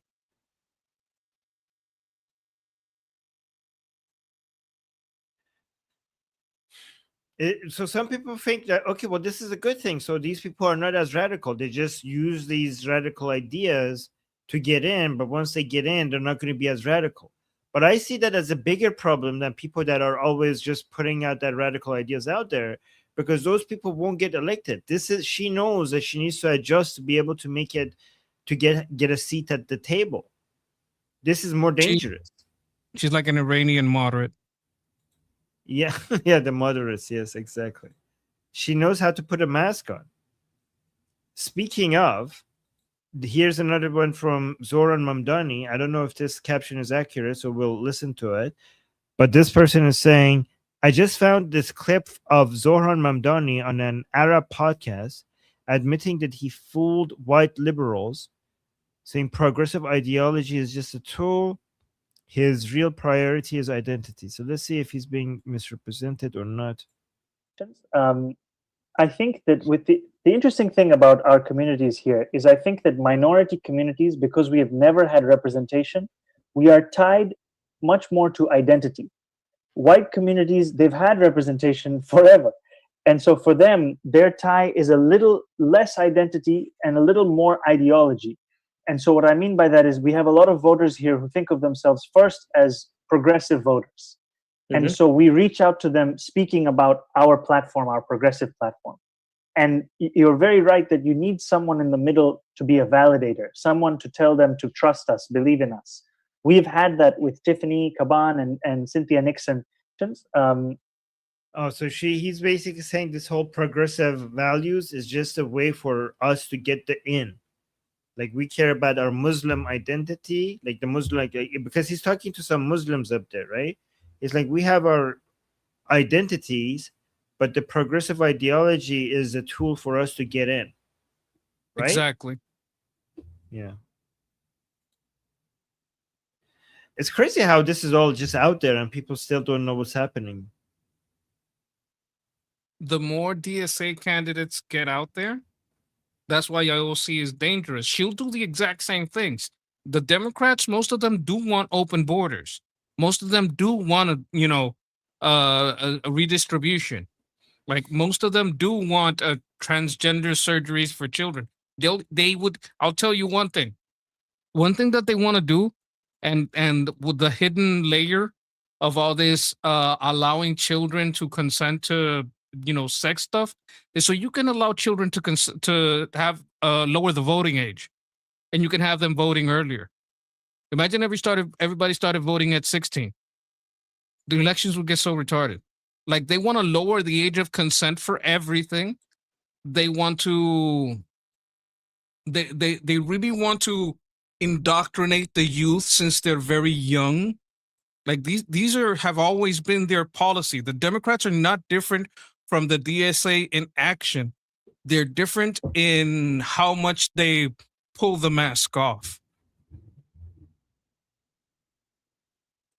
Yeah, exactly. Okay, guys, some people who are new here might think like we're too sensitive about Islam stuff and communist. We're going to talk about the dangers of communism maybe more at some point, but here's a recent video that just came out by this guy. This guy is interviewing people on his show, and this is his recent video. And I just want you guys to see what kind of a poison we're dealing with, right? So he's asking this Muslim who lives in America, why does the Quran permit raping children? And he just says, because you can. I had this conversation today with a Muslim living in America. And guys, a lot of people don't know this. A lot of people think that raping children is only in the hadith. It's not. It's actually more. It's not just in the hadith. It's in the Quran as well. And it's actually worse in the Quran. So I'm actually impressed that he knows the 3 verses in the Quran that he needs to use to show that the Quran is actually allows child rape. But let me play this. Why does the Quran permit having sex with kids? Because you can. You can have sex with kids? Yeah. That's okay in Islam? Yeah. And you live in the United States? Our passenger Muhammad was he got married to سيدنا محمد قد ايه كان البنت اللي عمره اتجوزها؟ Aisha bint Abi Bakr. Huh? Aisha bint Abi Bakr, daughter of Abu Bakr. Yeah. Yeah, and so that's How old acceptable. was she? She was 6 when the marriage was agreed to, and she was 9 when he consummated it. Yeah, as long as it's the halal way. Are you a Muslim? I am. And you live in the United States? Yes. Why does the Quran permit? As long as you do it the halal way, means as long as you're married, it's okay. These are the Muslims in the United States. This is what you're letting in. This is why you gotta vote. Look how he talks about it as it like he doesn't even find it. There's like he's like, yeah, they're like, yeah, of course, as long as you do the halal way. Look at this. Agreed to, and she was 9 when he consummated it. Yeah, as long as it's the halal way. Are you a Muslim? I am. And you live in the United States? Yes. Why does the like his face is there? His like he doesn't like he has no issue with this. Like he's putting it out there in the world as if like, yeah, we can have. He's saying you could do it. Yeah, of course. This also makes a precedent for where the parents can do things that most states would consider I would say abusive. Like if you can give away your marriage, and because this is giving away your daughter in marriage, right? They would legally do it because it's legally they're married. So because they're married, it's allowed at a lower age, right? That's basically the framework here. What makes it halal is that they're married, right? So this gives parental consent, parental power over the child, even at a very early age when you're not, okay, let's say you're trying to lower the voting age from 18 to 16, okay. But let's say you're also lowering the age for very traumatic things to happen to children. And instead of putting that in the hands of like, there's certain things that, maybe you get a spanking from your parents. Okay, that's the state. Maybe I don't know how far the state has to go there. But giving away your daughter in marriage at 12, I would say that the state has a right to stop that. But they're trying to like go further. And whether your parents can consent to you having a sex change operation or your parents can consent to giving you away in marriage, both of these things are wrong. And you can go as extreme into marriage as into sex change to what would be like a more Sharia version of the left or a more, crazy rainbow version of the left. It's both terrible. So go vote. So guys, for YouTube, I just want to say, like, guys, we're against child marriage and we're against all of this. We're just exposing what some people believe in. Just wanted to make sure the AI doesn't think that we're saying anything that we're not. By the way, somebody in the chat yes, we're against it. Somebody in the chat mentioned that President Trump just posted something regarding the Islamic Republic. This is from 30 minutes ago. Trump just posted this saying, I see that the representatives of the Islamic Republic of Iran are asking for compensation for the damage done to them during the last 5 months military conflict started because they will not have a nuclear weapon, even though it was never mentioned in any of our negotiations or meetings. But it is an interesting idea because now I am likewise demanding compensation from Iran for all of the people that they have killed oh my God, and gravely wounded with their roadside bombs and many conflicts for which they are famous, as led initially by General Soleimani, including the families of those killed on the USS Cole and thousands of others killed in combat. Additionally, compensation should be paid to the families of the hundreds of thousands of innocent protesters. Oh my God, that Iran has killed over the last 50 years. not to mention the 52,000 that have been killed in the last 5 months. I have instructed my representatives to put this firmly into any and all future negotiations. Thank you for your attention to this matter, President Donald J. Trump. Wow. You know, Who are you whatever negotiating with? criticism, yeah, you know, I don't, you know, I know that we're going to criticize, you know, we don't like that President Trump is still negotiating. There's nobody to negotiate. We want him to just go all out and stuff. And I get that. And this is like this is basically kicking the can down the road. And yeah, but before you steel man, because I know you're going to do a good steel man. I just want to say, like, whatever you say about President Trump, and some of them is justified, some of them, whether you're pro-Trump and you're against Trump, or you're in between, you like some of the things he does and not the other ones. I, as an Iranian, really do appreciate, even though I do have criticism for so many things that he does, I do really appreciate the fact that he keeps bringing attention back to the Iranian people. I appreciate that so much, and I don't see anybody, no Iranian does this as much as President Trump. So thank you, President Trump. Okay, go ahead, Monkey. Sorry. Okay, so any and all future negotiations, would that include negotiations that aren't with the IRGC? Maybe negotiations with a transitional government? No, I think he's just talking about IRGC here, the Islamic Republic. He's putting it like, okay, but let me finish my steel, man.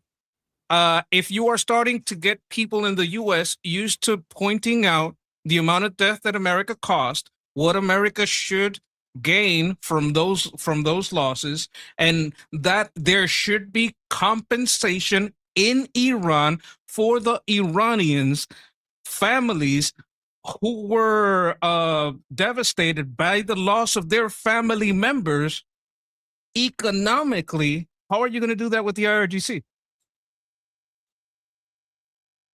That's clearly what he said. Compensation for the people hurt by the IRGC that are U.S. forces, and compensation for the families of the murdered protesters. How are you going to do that?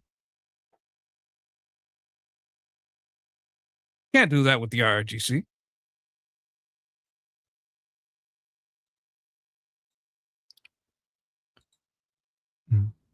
You can do it if you're starting to get people used to the idea that this is the things that are going to have to happen, and they don't happen with the IRGC. We can stop recognize them and start working on a transitional government. I do appreciate how President Trump put this, turned, again, I do understand, guys, that, we want the negotiations over. We want President Trump to do something big now. We don't want a deal. We don't want negotiations. This is, if you put this in, this to me shows that President Trump is frustrated with the Islamic Republic. They keep adding new conditions, and he's like, well, if you're going to add that condition, I'll put these conditions.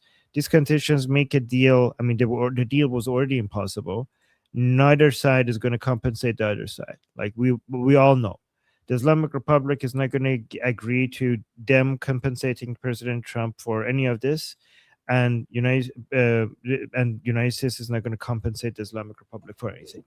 So we're just moving farther and farther and farther away from a deal. We're already far from a deal, and this just makes it even farther from a deal. Let me be a little more clear. I'm not saying that this is something that they're going to bomb before midterms because they're trying to put a transitional government before midterms. But they might keep the status quo through midterms, trying to get political gains in Greenland or Cuba, probably Cuba. I see Cuba as the most likely to have a big victory before the midterms.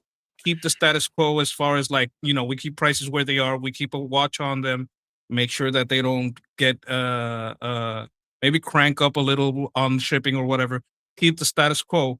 But long term, if they do after the midterms, a big bombing campaign, start some kind of thing going, this would have been the start of it. I do want to highlight something else now that we're back to Iran talk. And again, thank you to President Trump for bringing attention back to the Iranian people. as the this is amazing. I mean, again, I don't want to repeat myself. I just want to thank one more time. The media That's a low ball. Forget what. Yeah, I mean, the media keeps forgetting what happened in early January, and President Trump is the main reason why the world keeps remembering it. And also, but it's interesting because he goes farther. Even when people want to remember, they remember what happened in early January. But President Trump starts with what they have done to the Iranian people in the past 50 years. Like, most people focus on what happened to their citizens. As President Trump obviously has to be more concerned about Americans, and that's what he starts with, what Qasem Soleimani had done to the Americans. But President Trump he talks about the Americans and what the Islamic Republic has done to the Americans, but he doesn't forget the Iranian people. He doesn't forget the Iranian people, and he doesn't only focus on what the Islamic Republic has done to the Iranian people in January. He talks about the entirety, all the 50 years. Speaking of the Iranian people, there's a new trend inside Iran, and Prince Reza Pahlavi's comm team that's posted this. This is a new trend happening in Iran. So look at this. It's saying, while the Islamic Republic pours billions into propaganda, Iran's Generation Z, or Z, is responding with an act of defiance. Across TikTok, young Iranians are singing along to Pahlavi, using the song to express hope, resistance, and their vision for a free future. More than a viral trend, these videos reflect a generation's determination to reject fear, reclaim hope, and express its belief that Iran can rise again, free and prosperous. So look at this trend. Again, they're being blurred for their protection. So look at the song has Pahlavi in it. I'm not going to pause, but I'm just going to pay attention. My fellow Iranians, stand together. Pahlavi is our Shah. Okay, so let's watch. I'm not going to pause it. Sorry.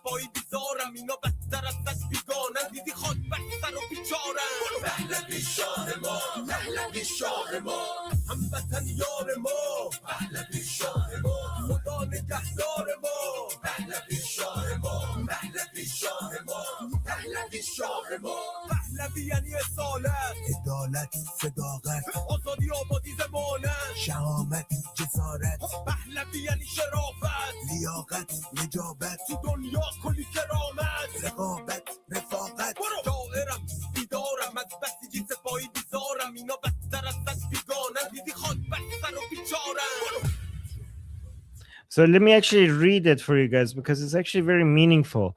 And so this is a new TikTok trend by Iranians, but they're dancing and lip singing the song. Let me read. So, my fellow Iranians, stand together. Pahlavi, our Shah. Pahlavi means heritage, justice, and integrity. Freedom, progress, and prosperity. Courage and fearlessness. These are all what Pahlavi represents. Pahlavi means honor, merit, and dignity. Pahlavi means respect for Iran across the world. Pahlavi means competition, cooperation, and friendship. Pahlavi, our king. I'm a poet, but I'm wide awake. I despise the Basiji and the IRGC. More hostile to us than any foreign enemy. So the IRGC and the Basijis are more hostile to us than any foreign enemy. Look at them now, disgraced and powerless. Pahlavi, our king. Pahlavi, our king. My fellow Iranians, stand together. Pahlavi is our king. May God be our protector. Pahlavi, our Shah, our king.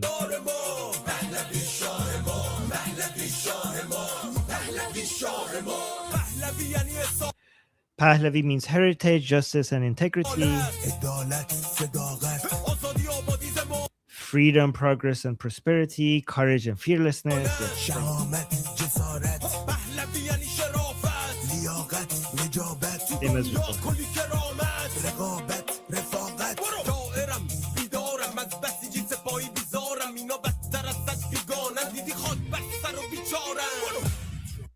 Isn't that amazing? I love this trend. It's beautiful. I like the lyrics too. Yeah. You can see the lyrics shows what they like. Guys, this is young Iranians. Like, these are teenagers, right?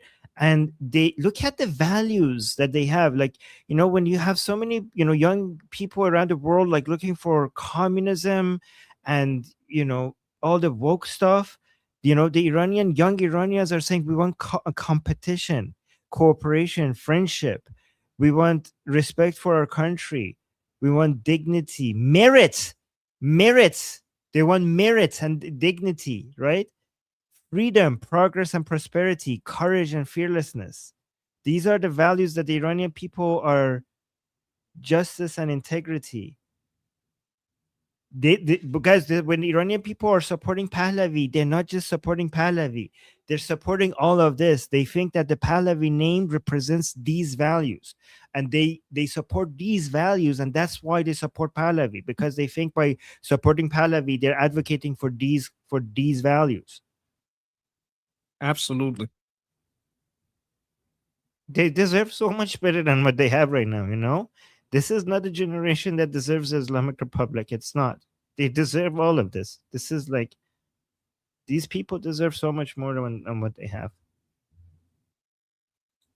Well, eventually, like, my hope is that we will see all this come to pass, that these people will get the freedom that they so rightly deserve.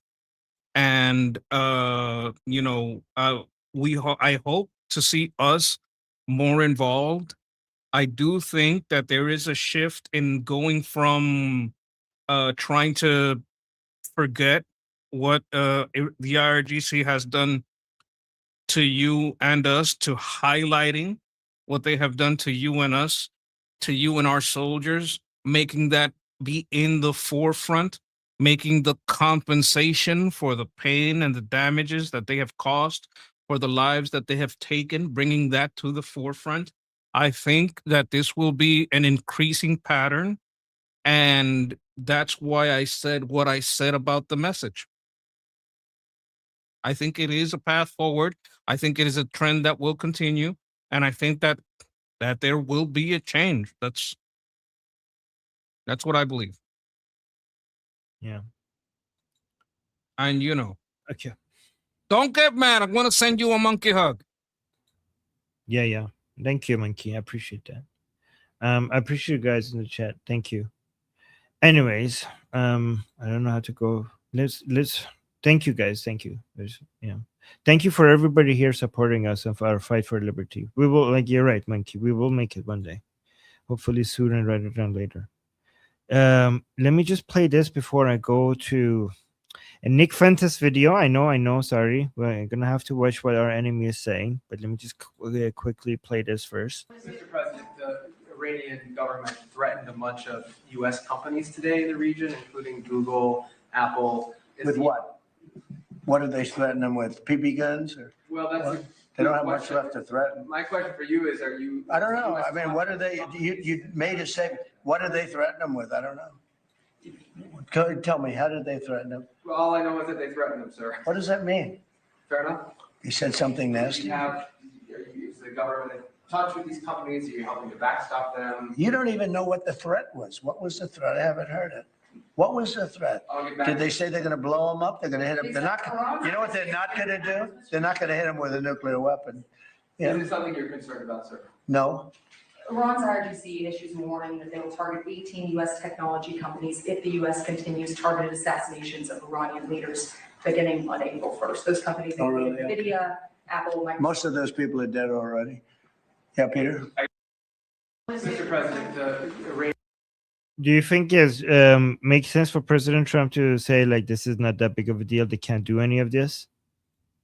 Well, you have to take it for what it's worth. I mean, this reporter came with basically nothing, a vague threat from who, like to do what, like where did you hear this? He has no information. He wants him to comment on an ambiguous statement from God knows who. The Iranian government. Who in the Iranian government? Like, is this like from the TV, like a commentator on TV, or was it an official? Like, this is so vague that I understand why he said what he said. So this is an older video, but it's posted just recently and it got a lot of attention. So, but still funny the way President Trump responded to it. Yeah, I don't know. But here's, I mean, it is funny. I like the way he's talking about the Islamic Republic. I do wonder though, can you actually defend all the tech companies in those areas? Because there's not enough, you know, the air defense is mostly for the US bases. You can't cover that entire area. You know, the tech firms, you know, especially the data centers in those areas. There's not enough air. Is there? You know more than me. There's not enough air defense to protect all of them. And this all would of assume that those centers are in one place, which they are not.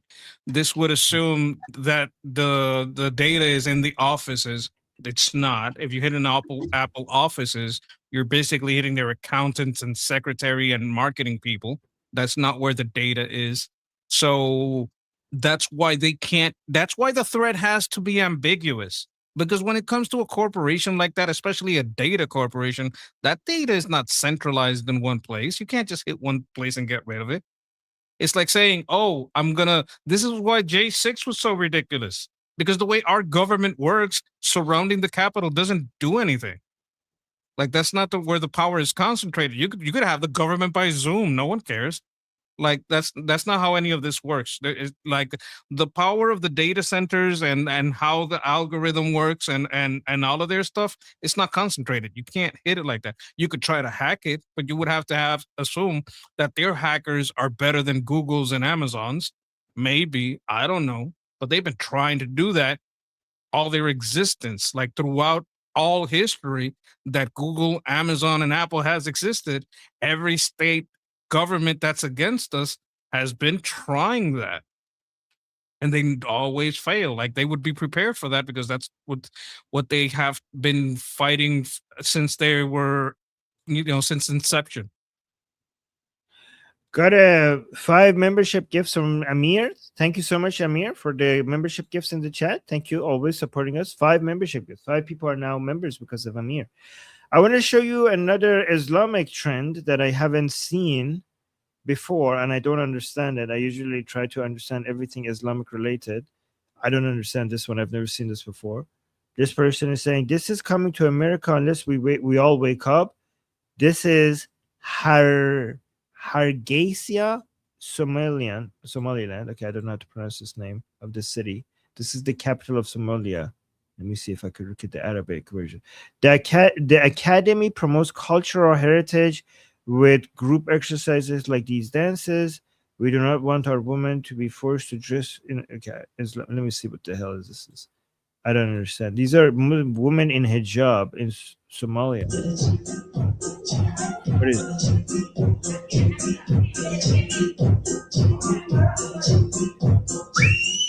Is that a camel? I am very confused. I don't. What am I? So this apparently is a cultural dance being preserved in Somaliland, which is on the Horn of Africa. And let's just take a look what the comments have to say. Coming to a town near you unless we wake up.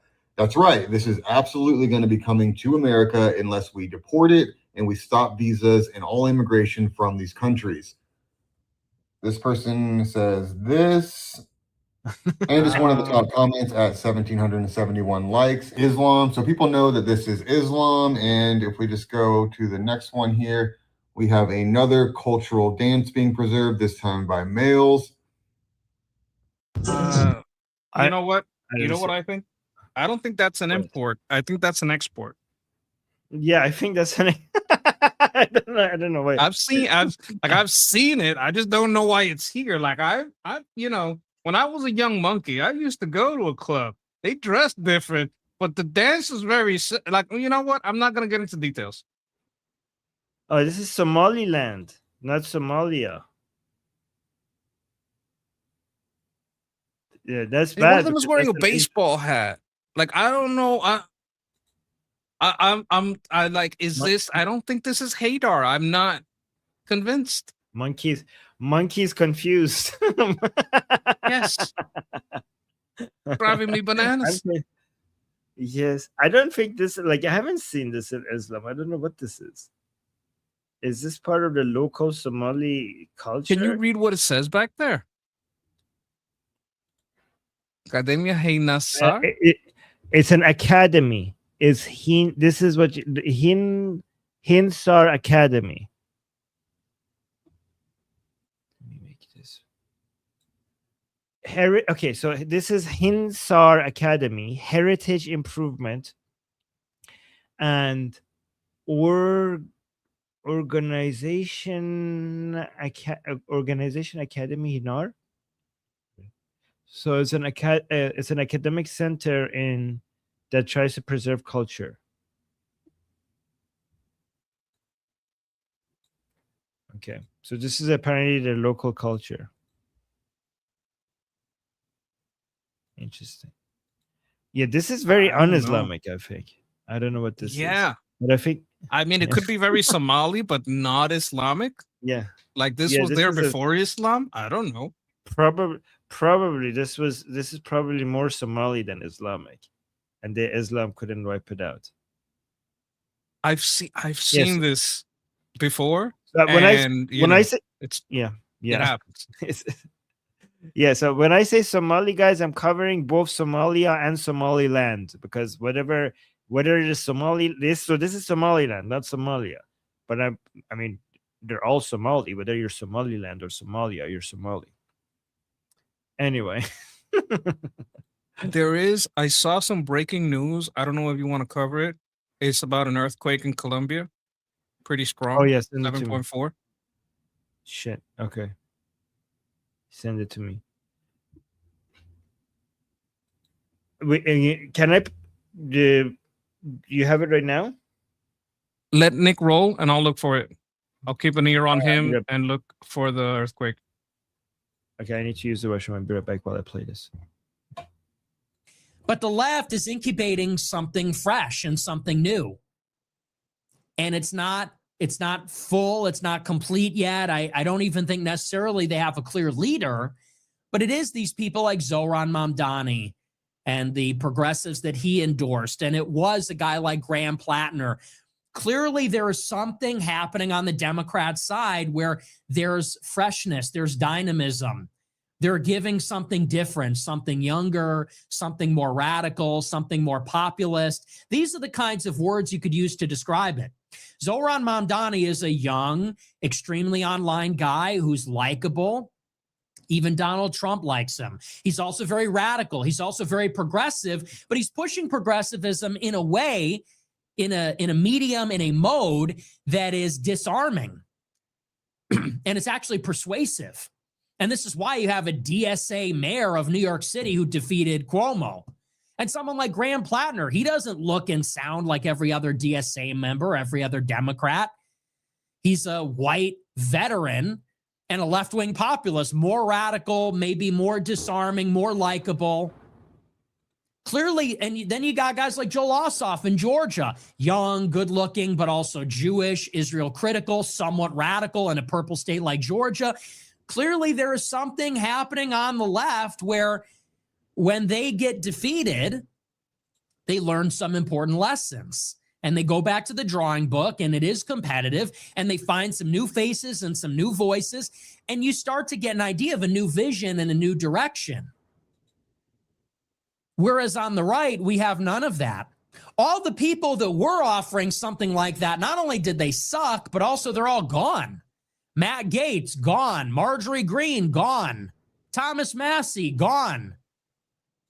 Madison Cawthorn gone. Everybody that could have been, would have been, might have potentially been the next generation, maybe more radical, maybe more likable. And I say maybe because I think they were all dorks.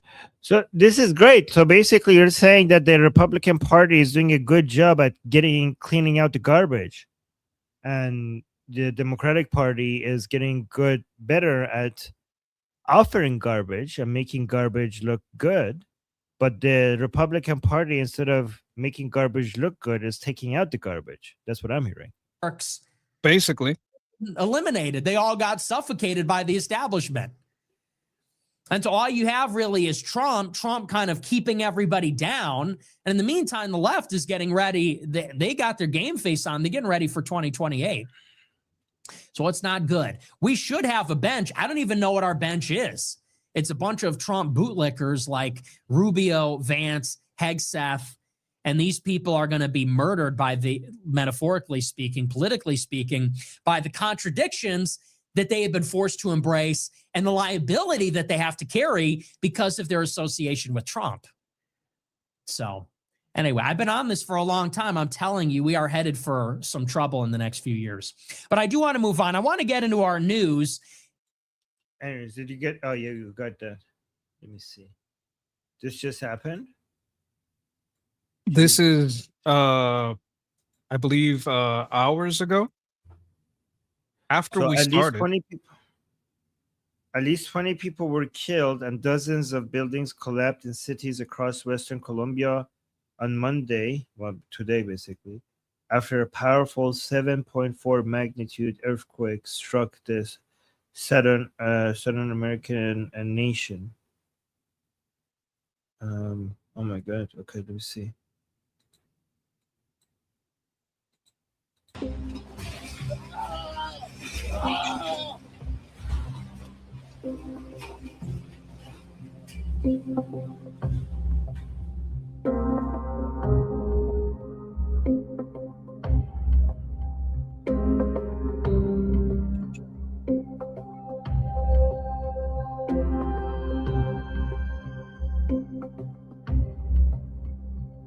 Oh shit.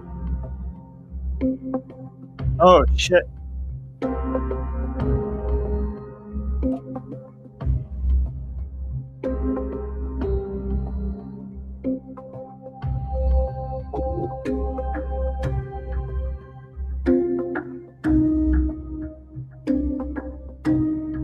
So this just happened? Yes, I can send you 2 more videos I have ready from Visegrad and open source. I'm sending them to you now.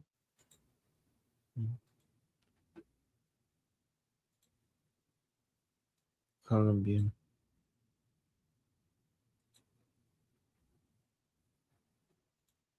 This horrible.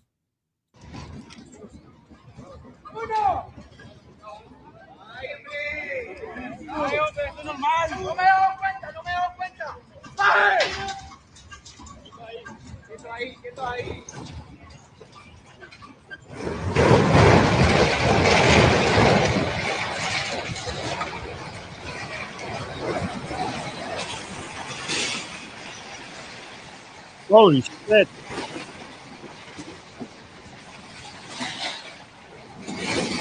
These seem to be soldiers in training.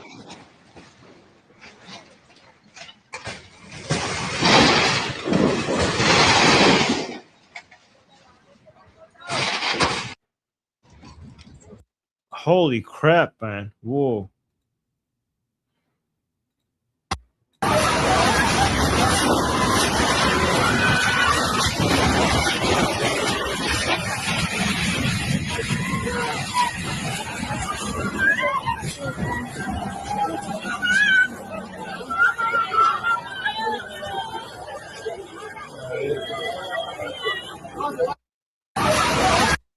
Jesus Christ.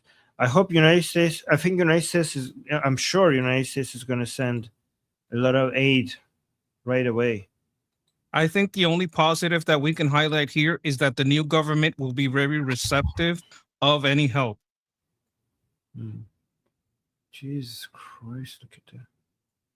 Hopefully that was empty. Okay, guys. All right. So sorry for Colombia. This is probably one of those CCP built buildings, tofu drag. That's probably the problem. Texas troops saying we already offered help. We already offered. Yeah. Thank you, Texas. Thank you. All right, guys. We're gonna end the show here. Don't forget that we have a group discussion that you guys could come and join us. Texas, you should come join us there. We haven't seen you there for a while. We have daily group calls. We have group calls every single day. So come and participate there. I'm gonna put the I'm gonna put the link to our the link to our discussion group is in the QR code in the top left. I'm there almost every single day. Monkey's there sometimes. Let me put the link in the chat as well. The link is also in the description. The link is in the chat right now. Also, the link is also in the bio section of our YouTube channel, Liberty Politics, right here. But if you don't come to our discussion group, you could also just watch it live on Liberty Politics. We're gonna go live. We're gonna do the group call in an hour and a half from now. Oh, by the way, guys, today's group call is free. It's open to everybody, so come and talk to us there. And also make sure you subscribe to Liberty Politics YouTube channel, and also subscribe to the Monkey. Let me put the link to the Monkey's channel in the chat as well for you guys to go subscribe to him as well. Maybe we can get to 840. Yes. All right, guys.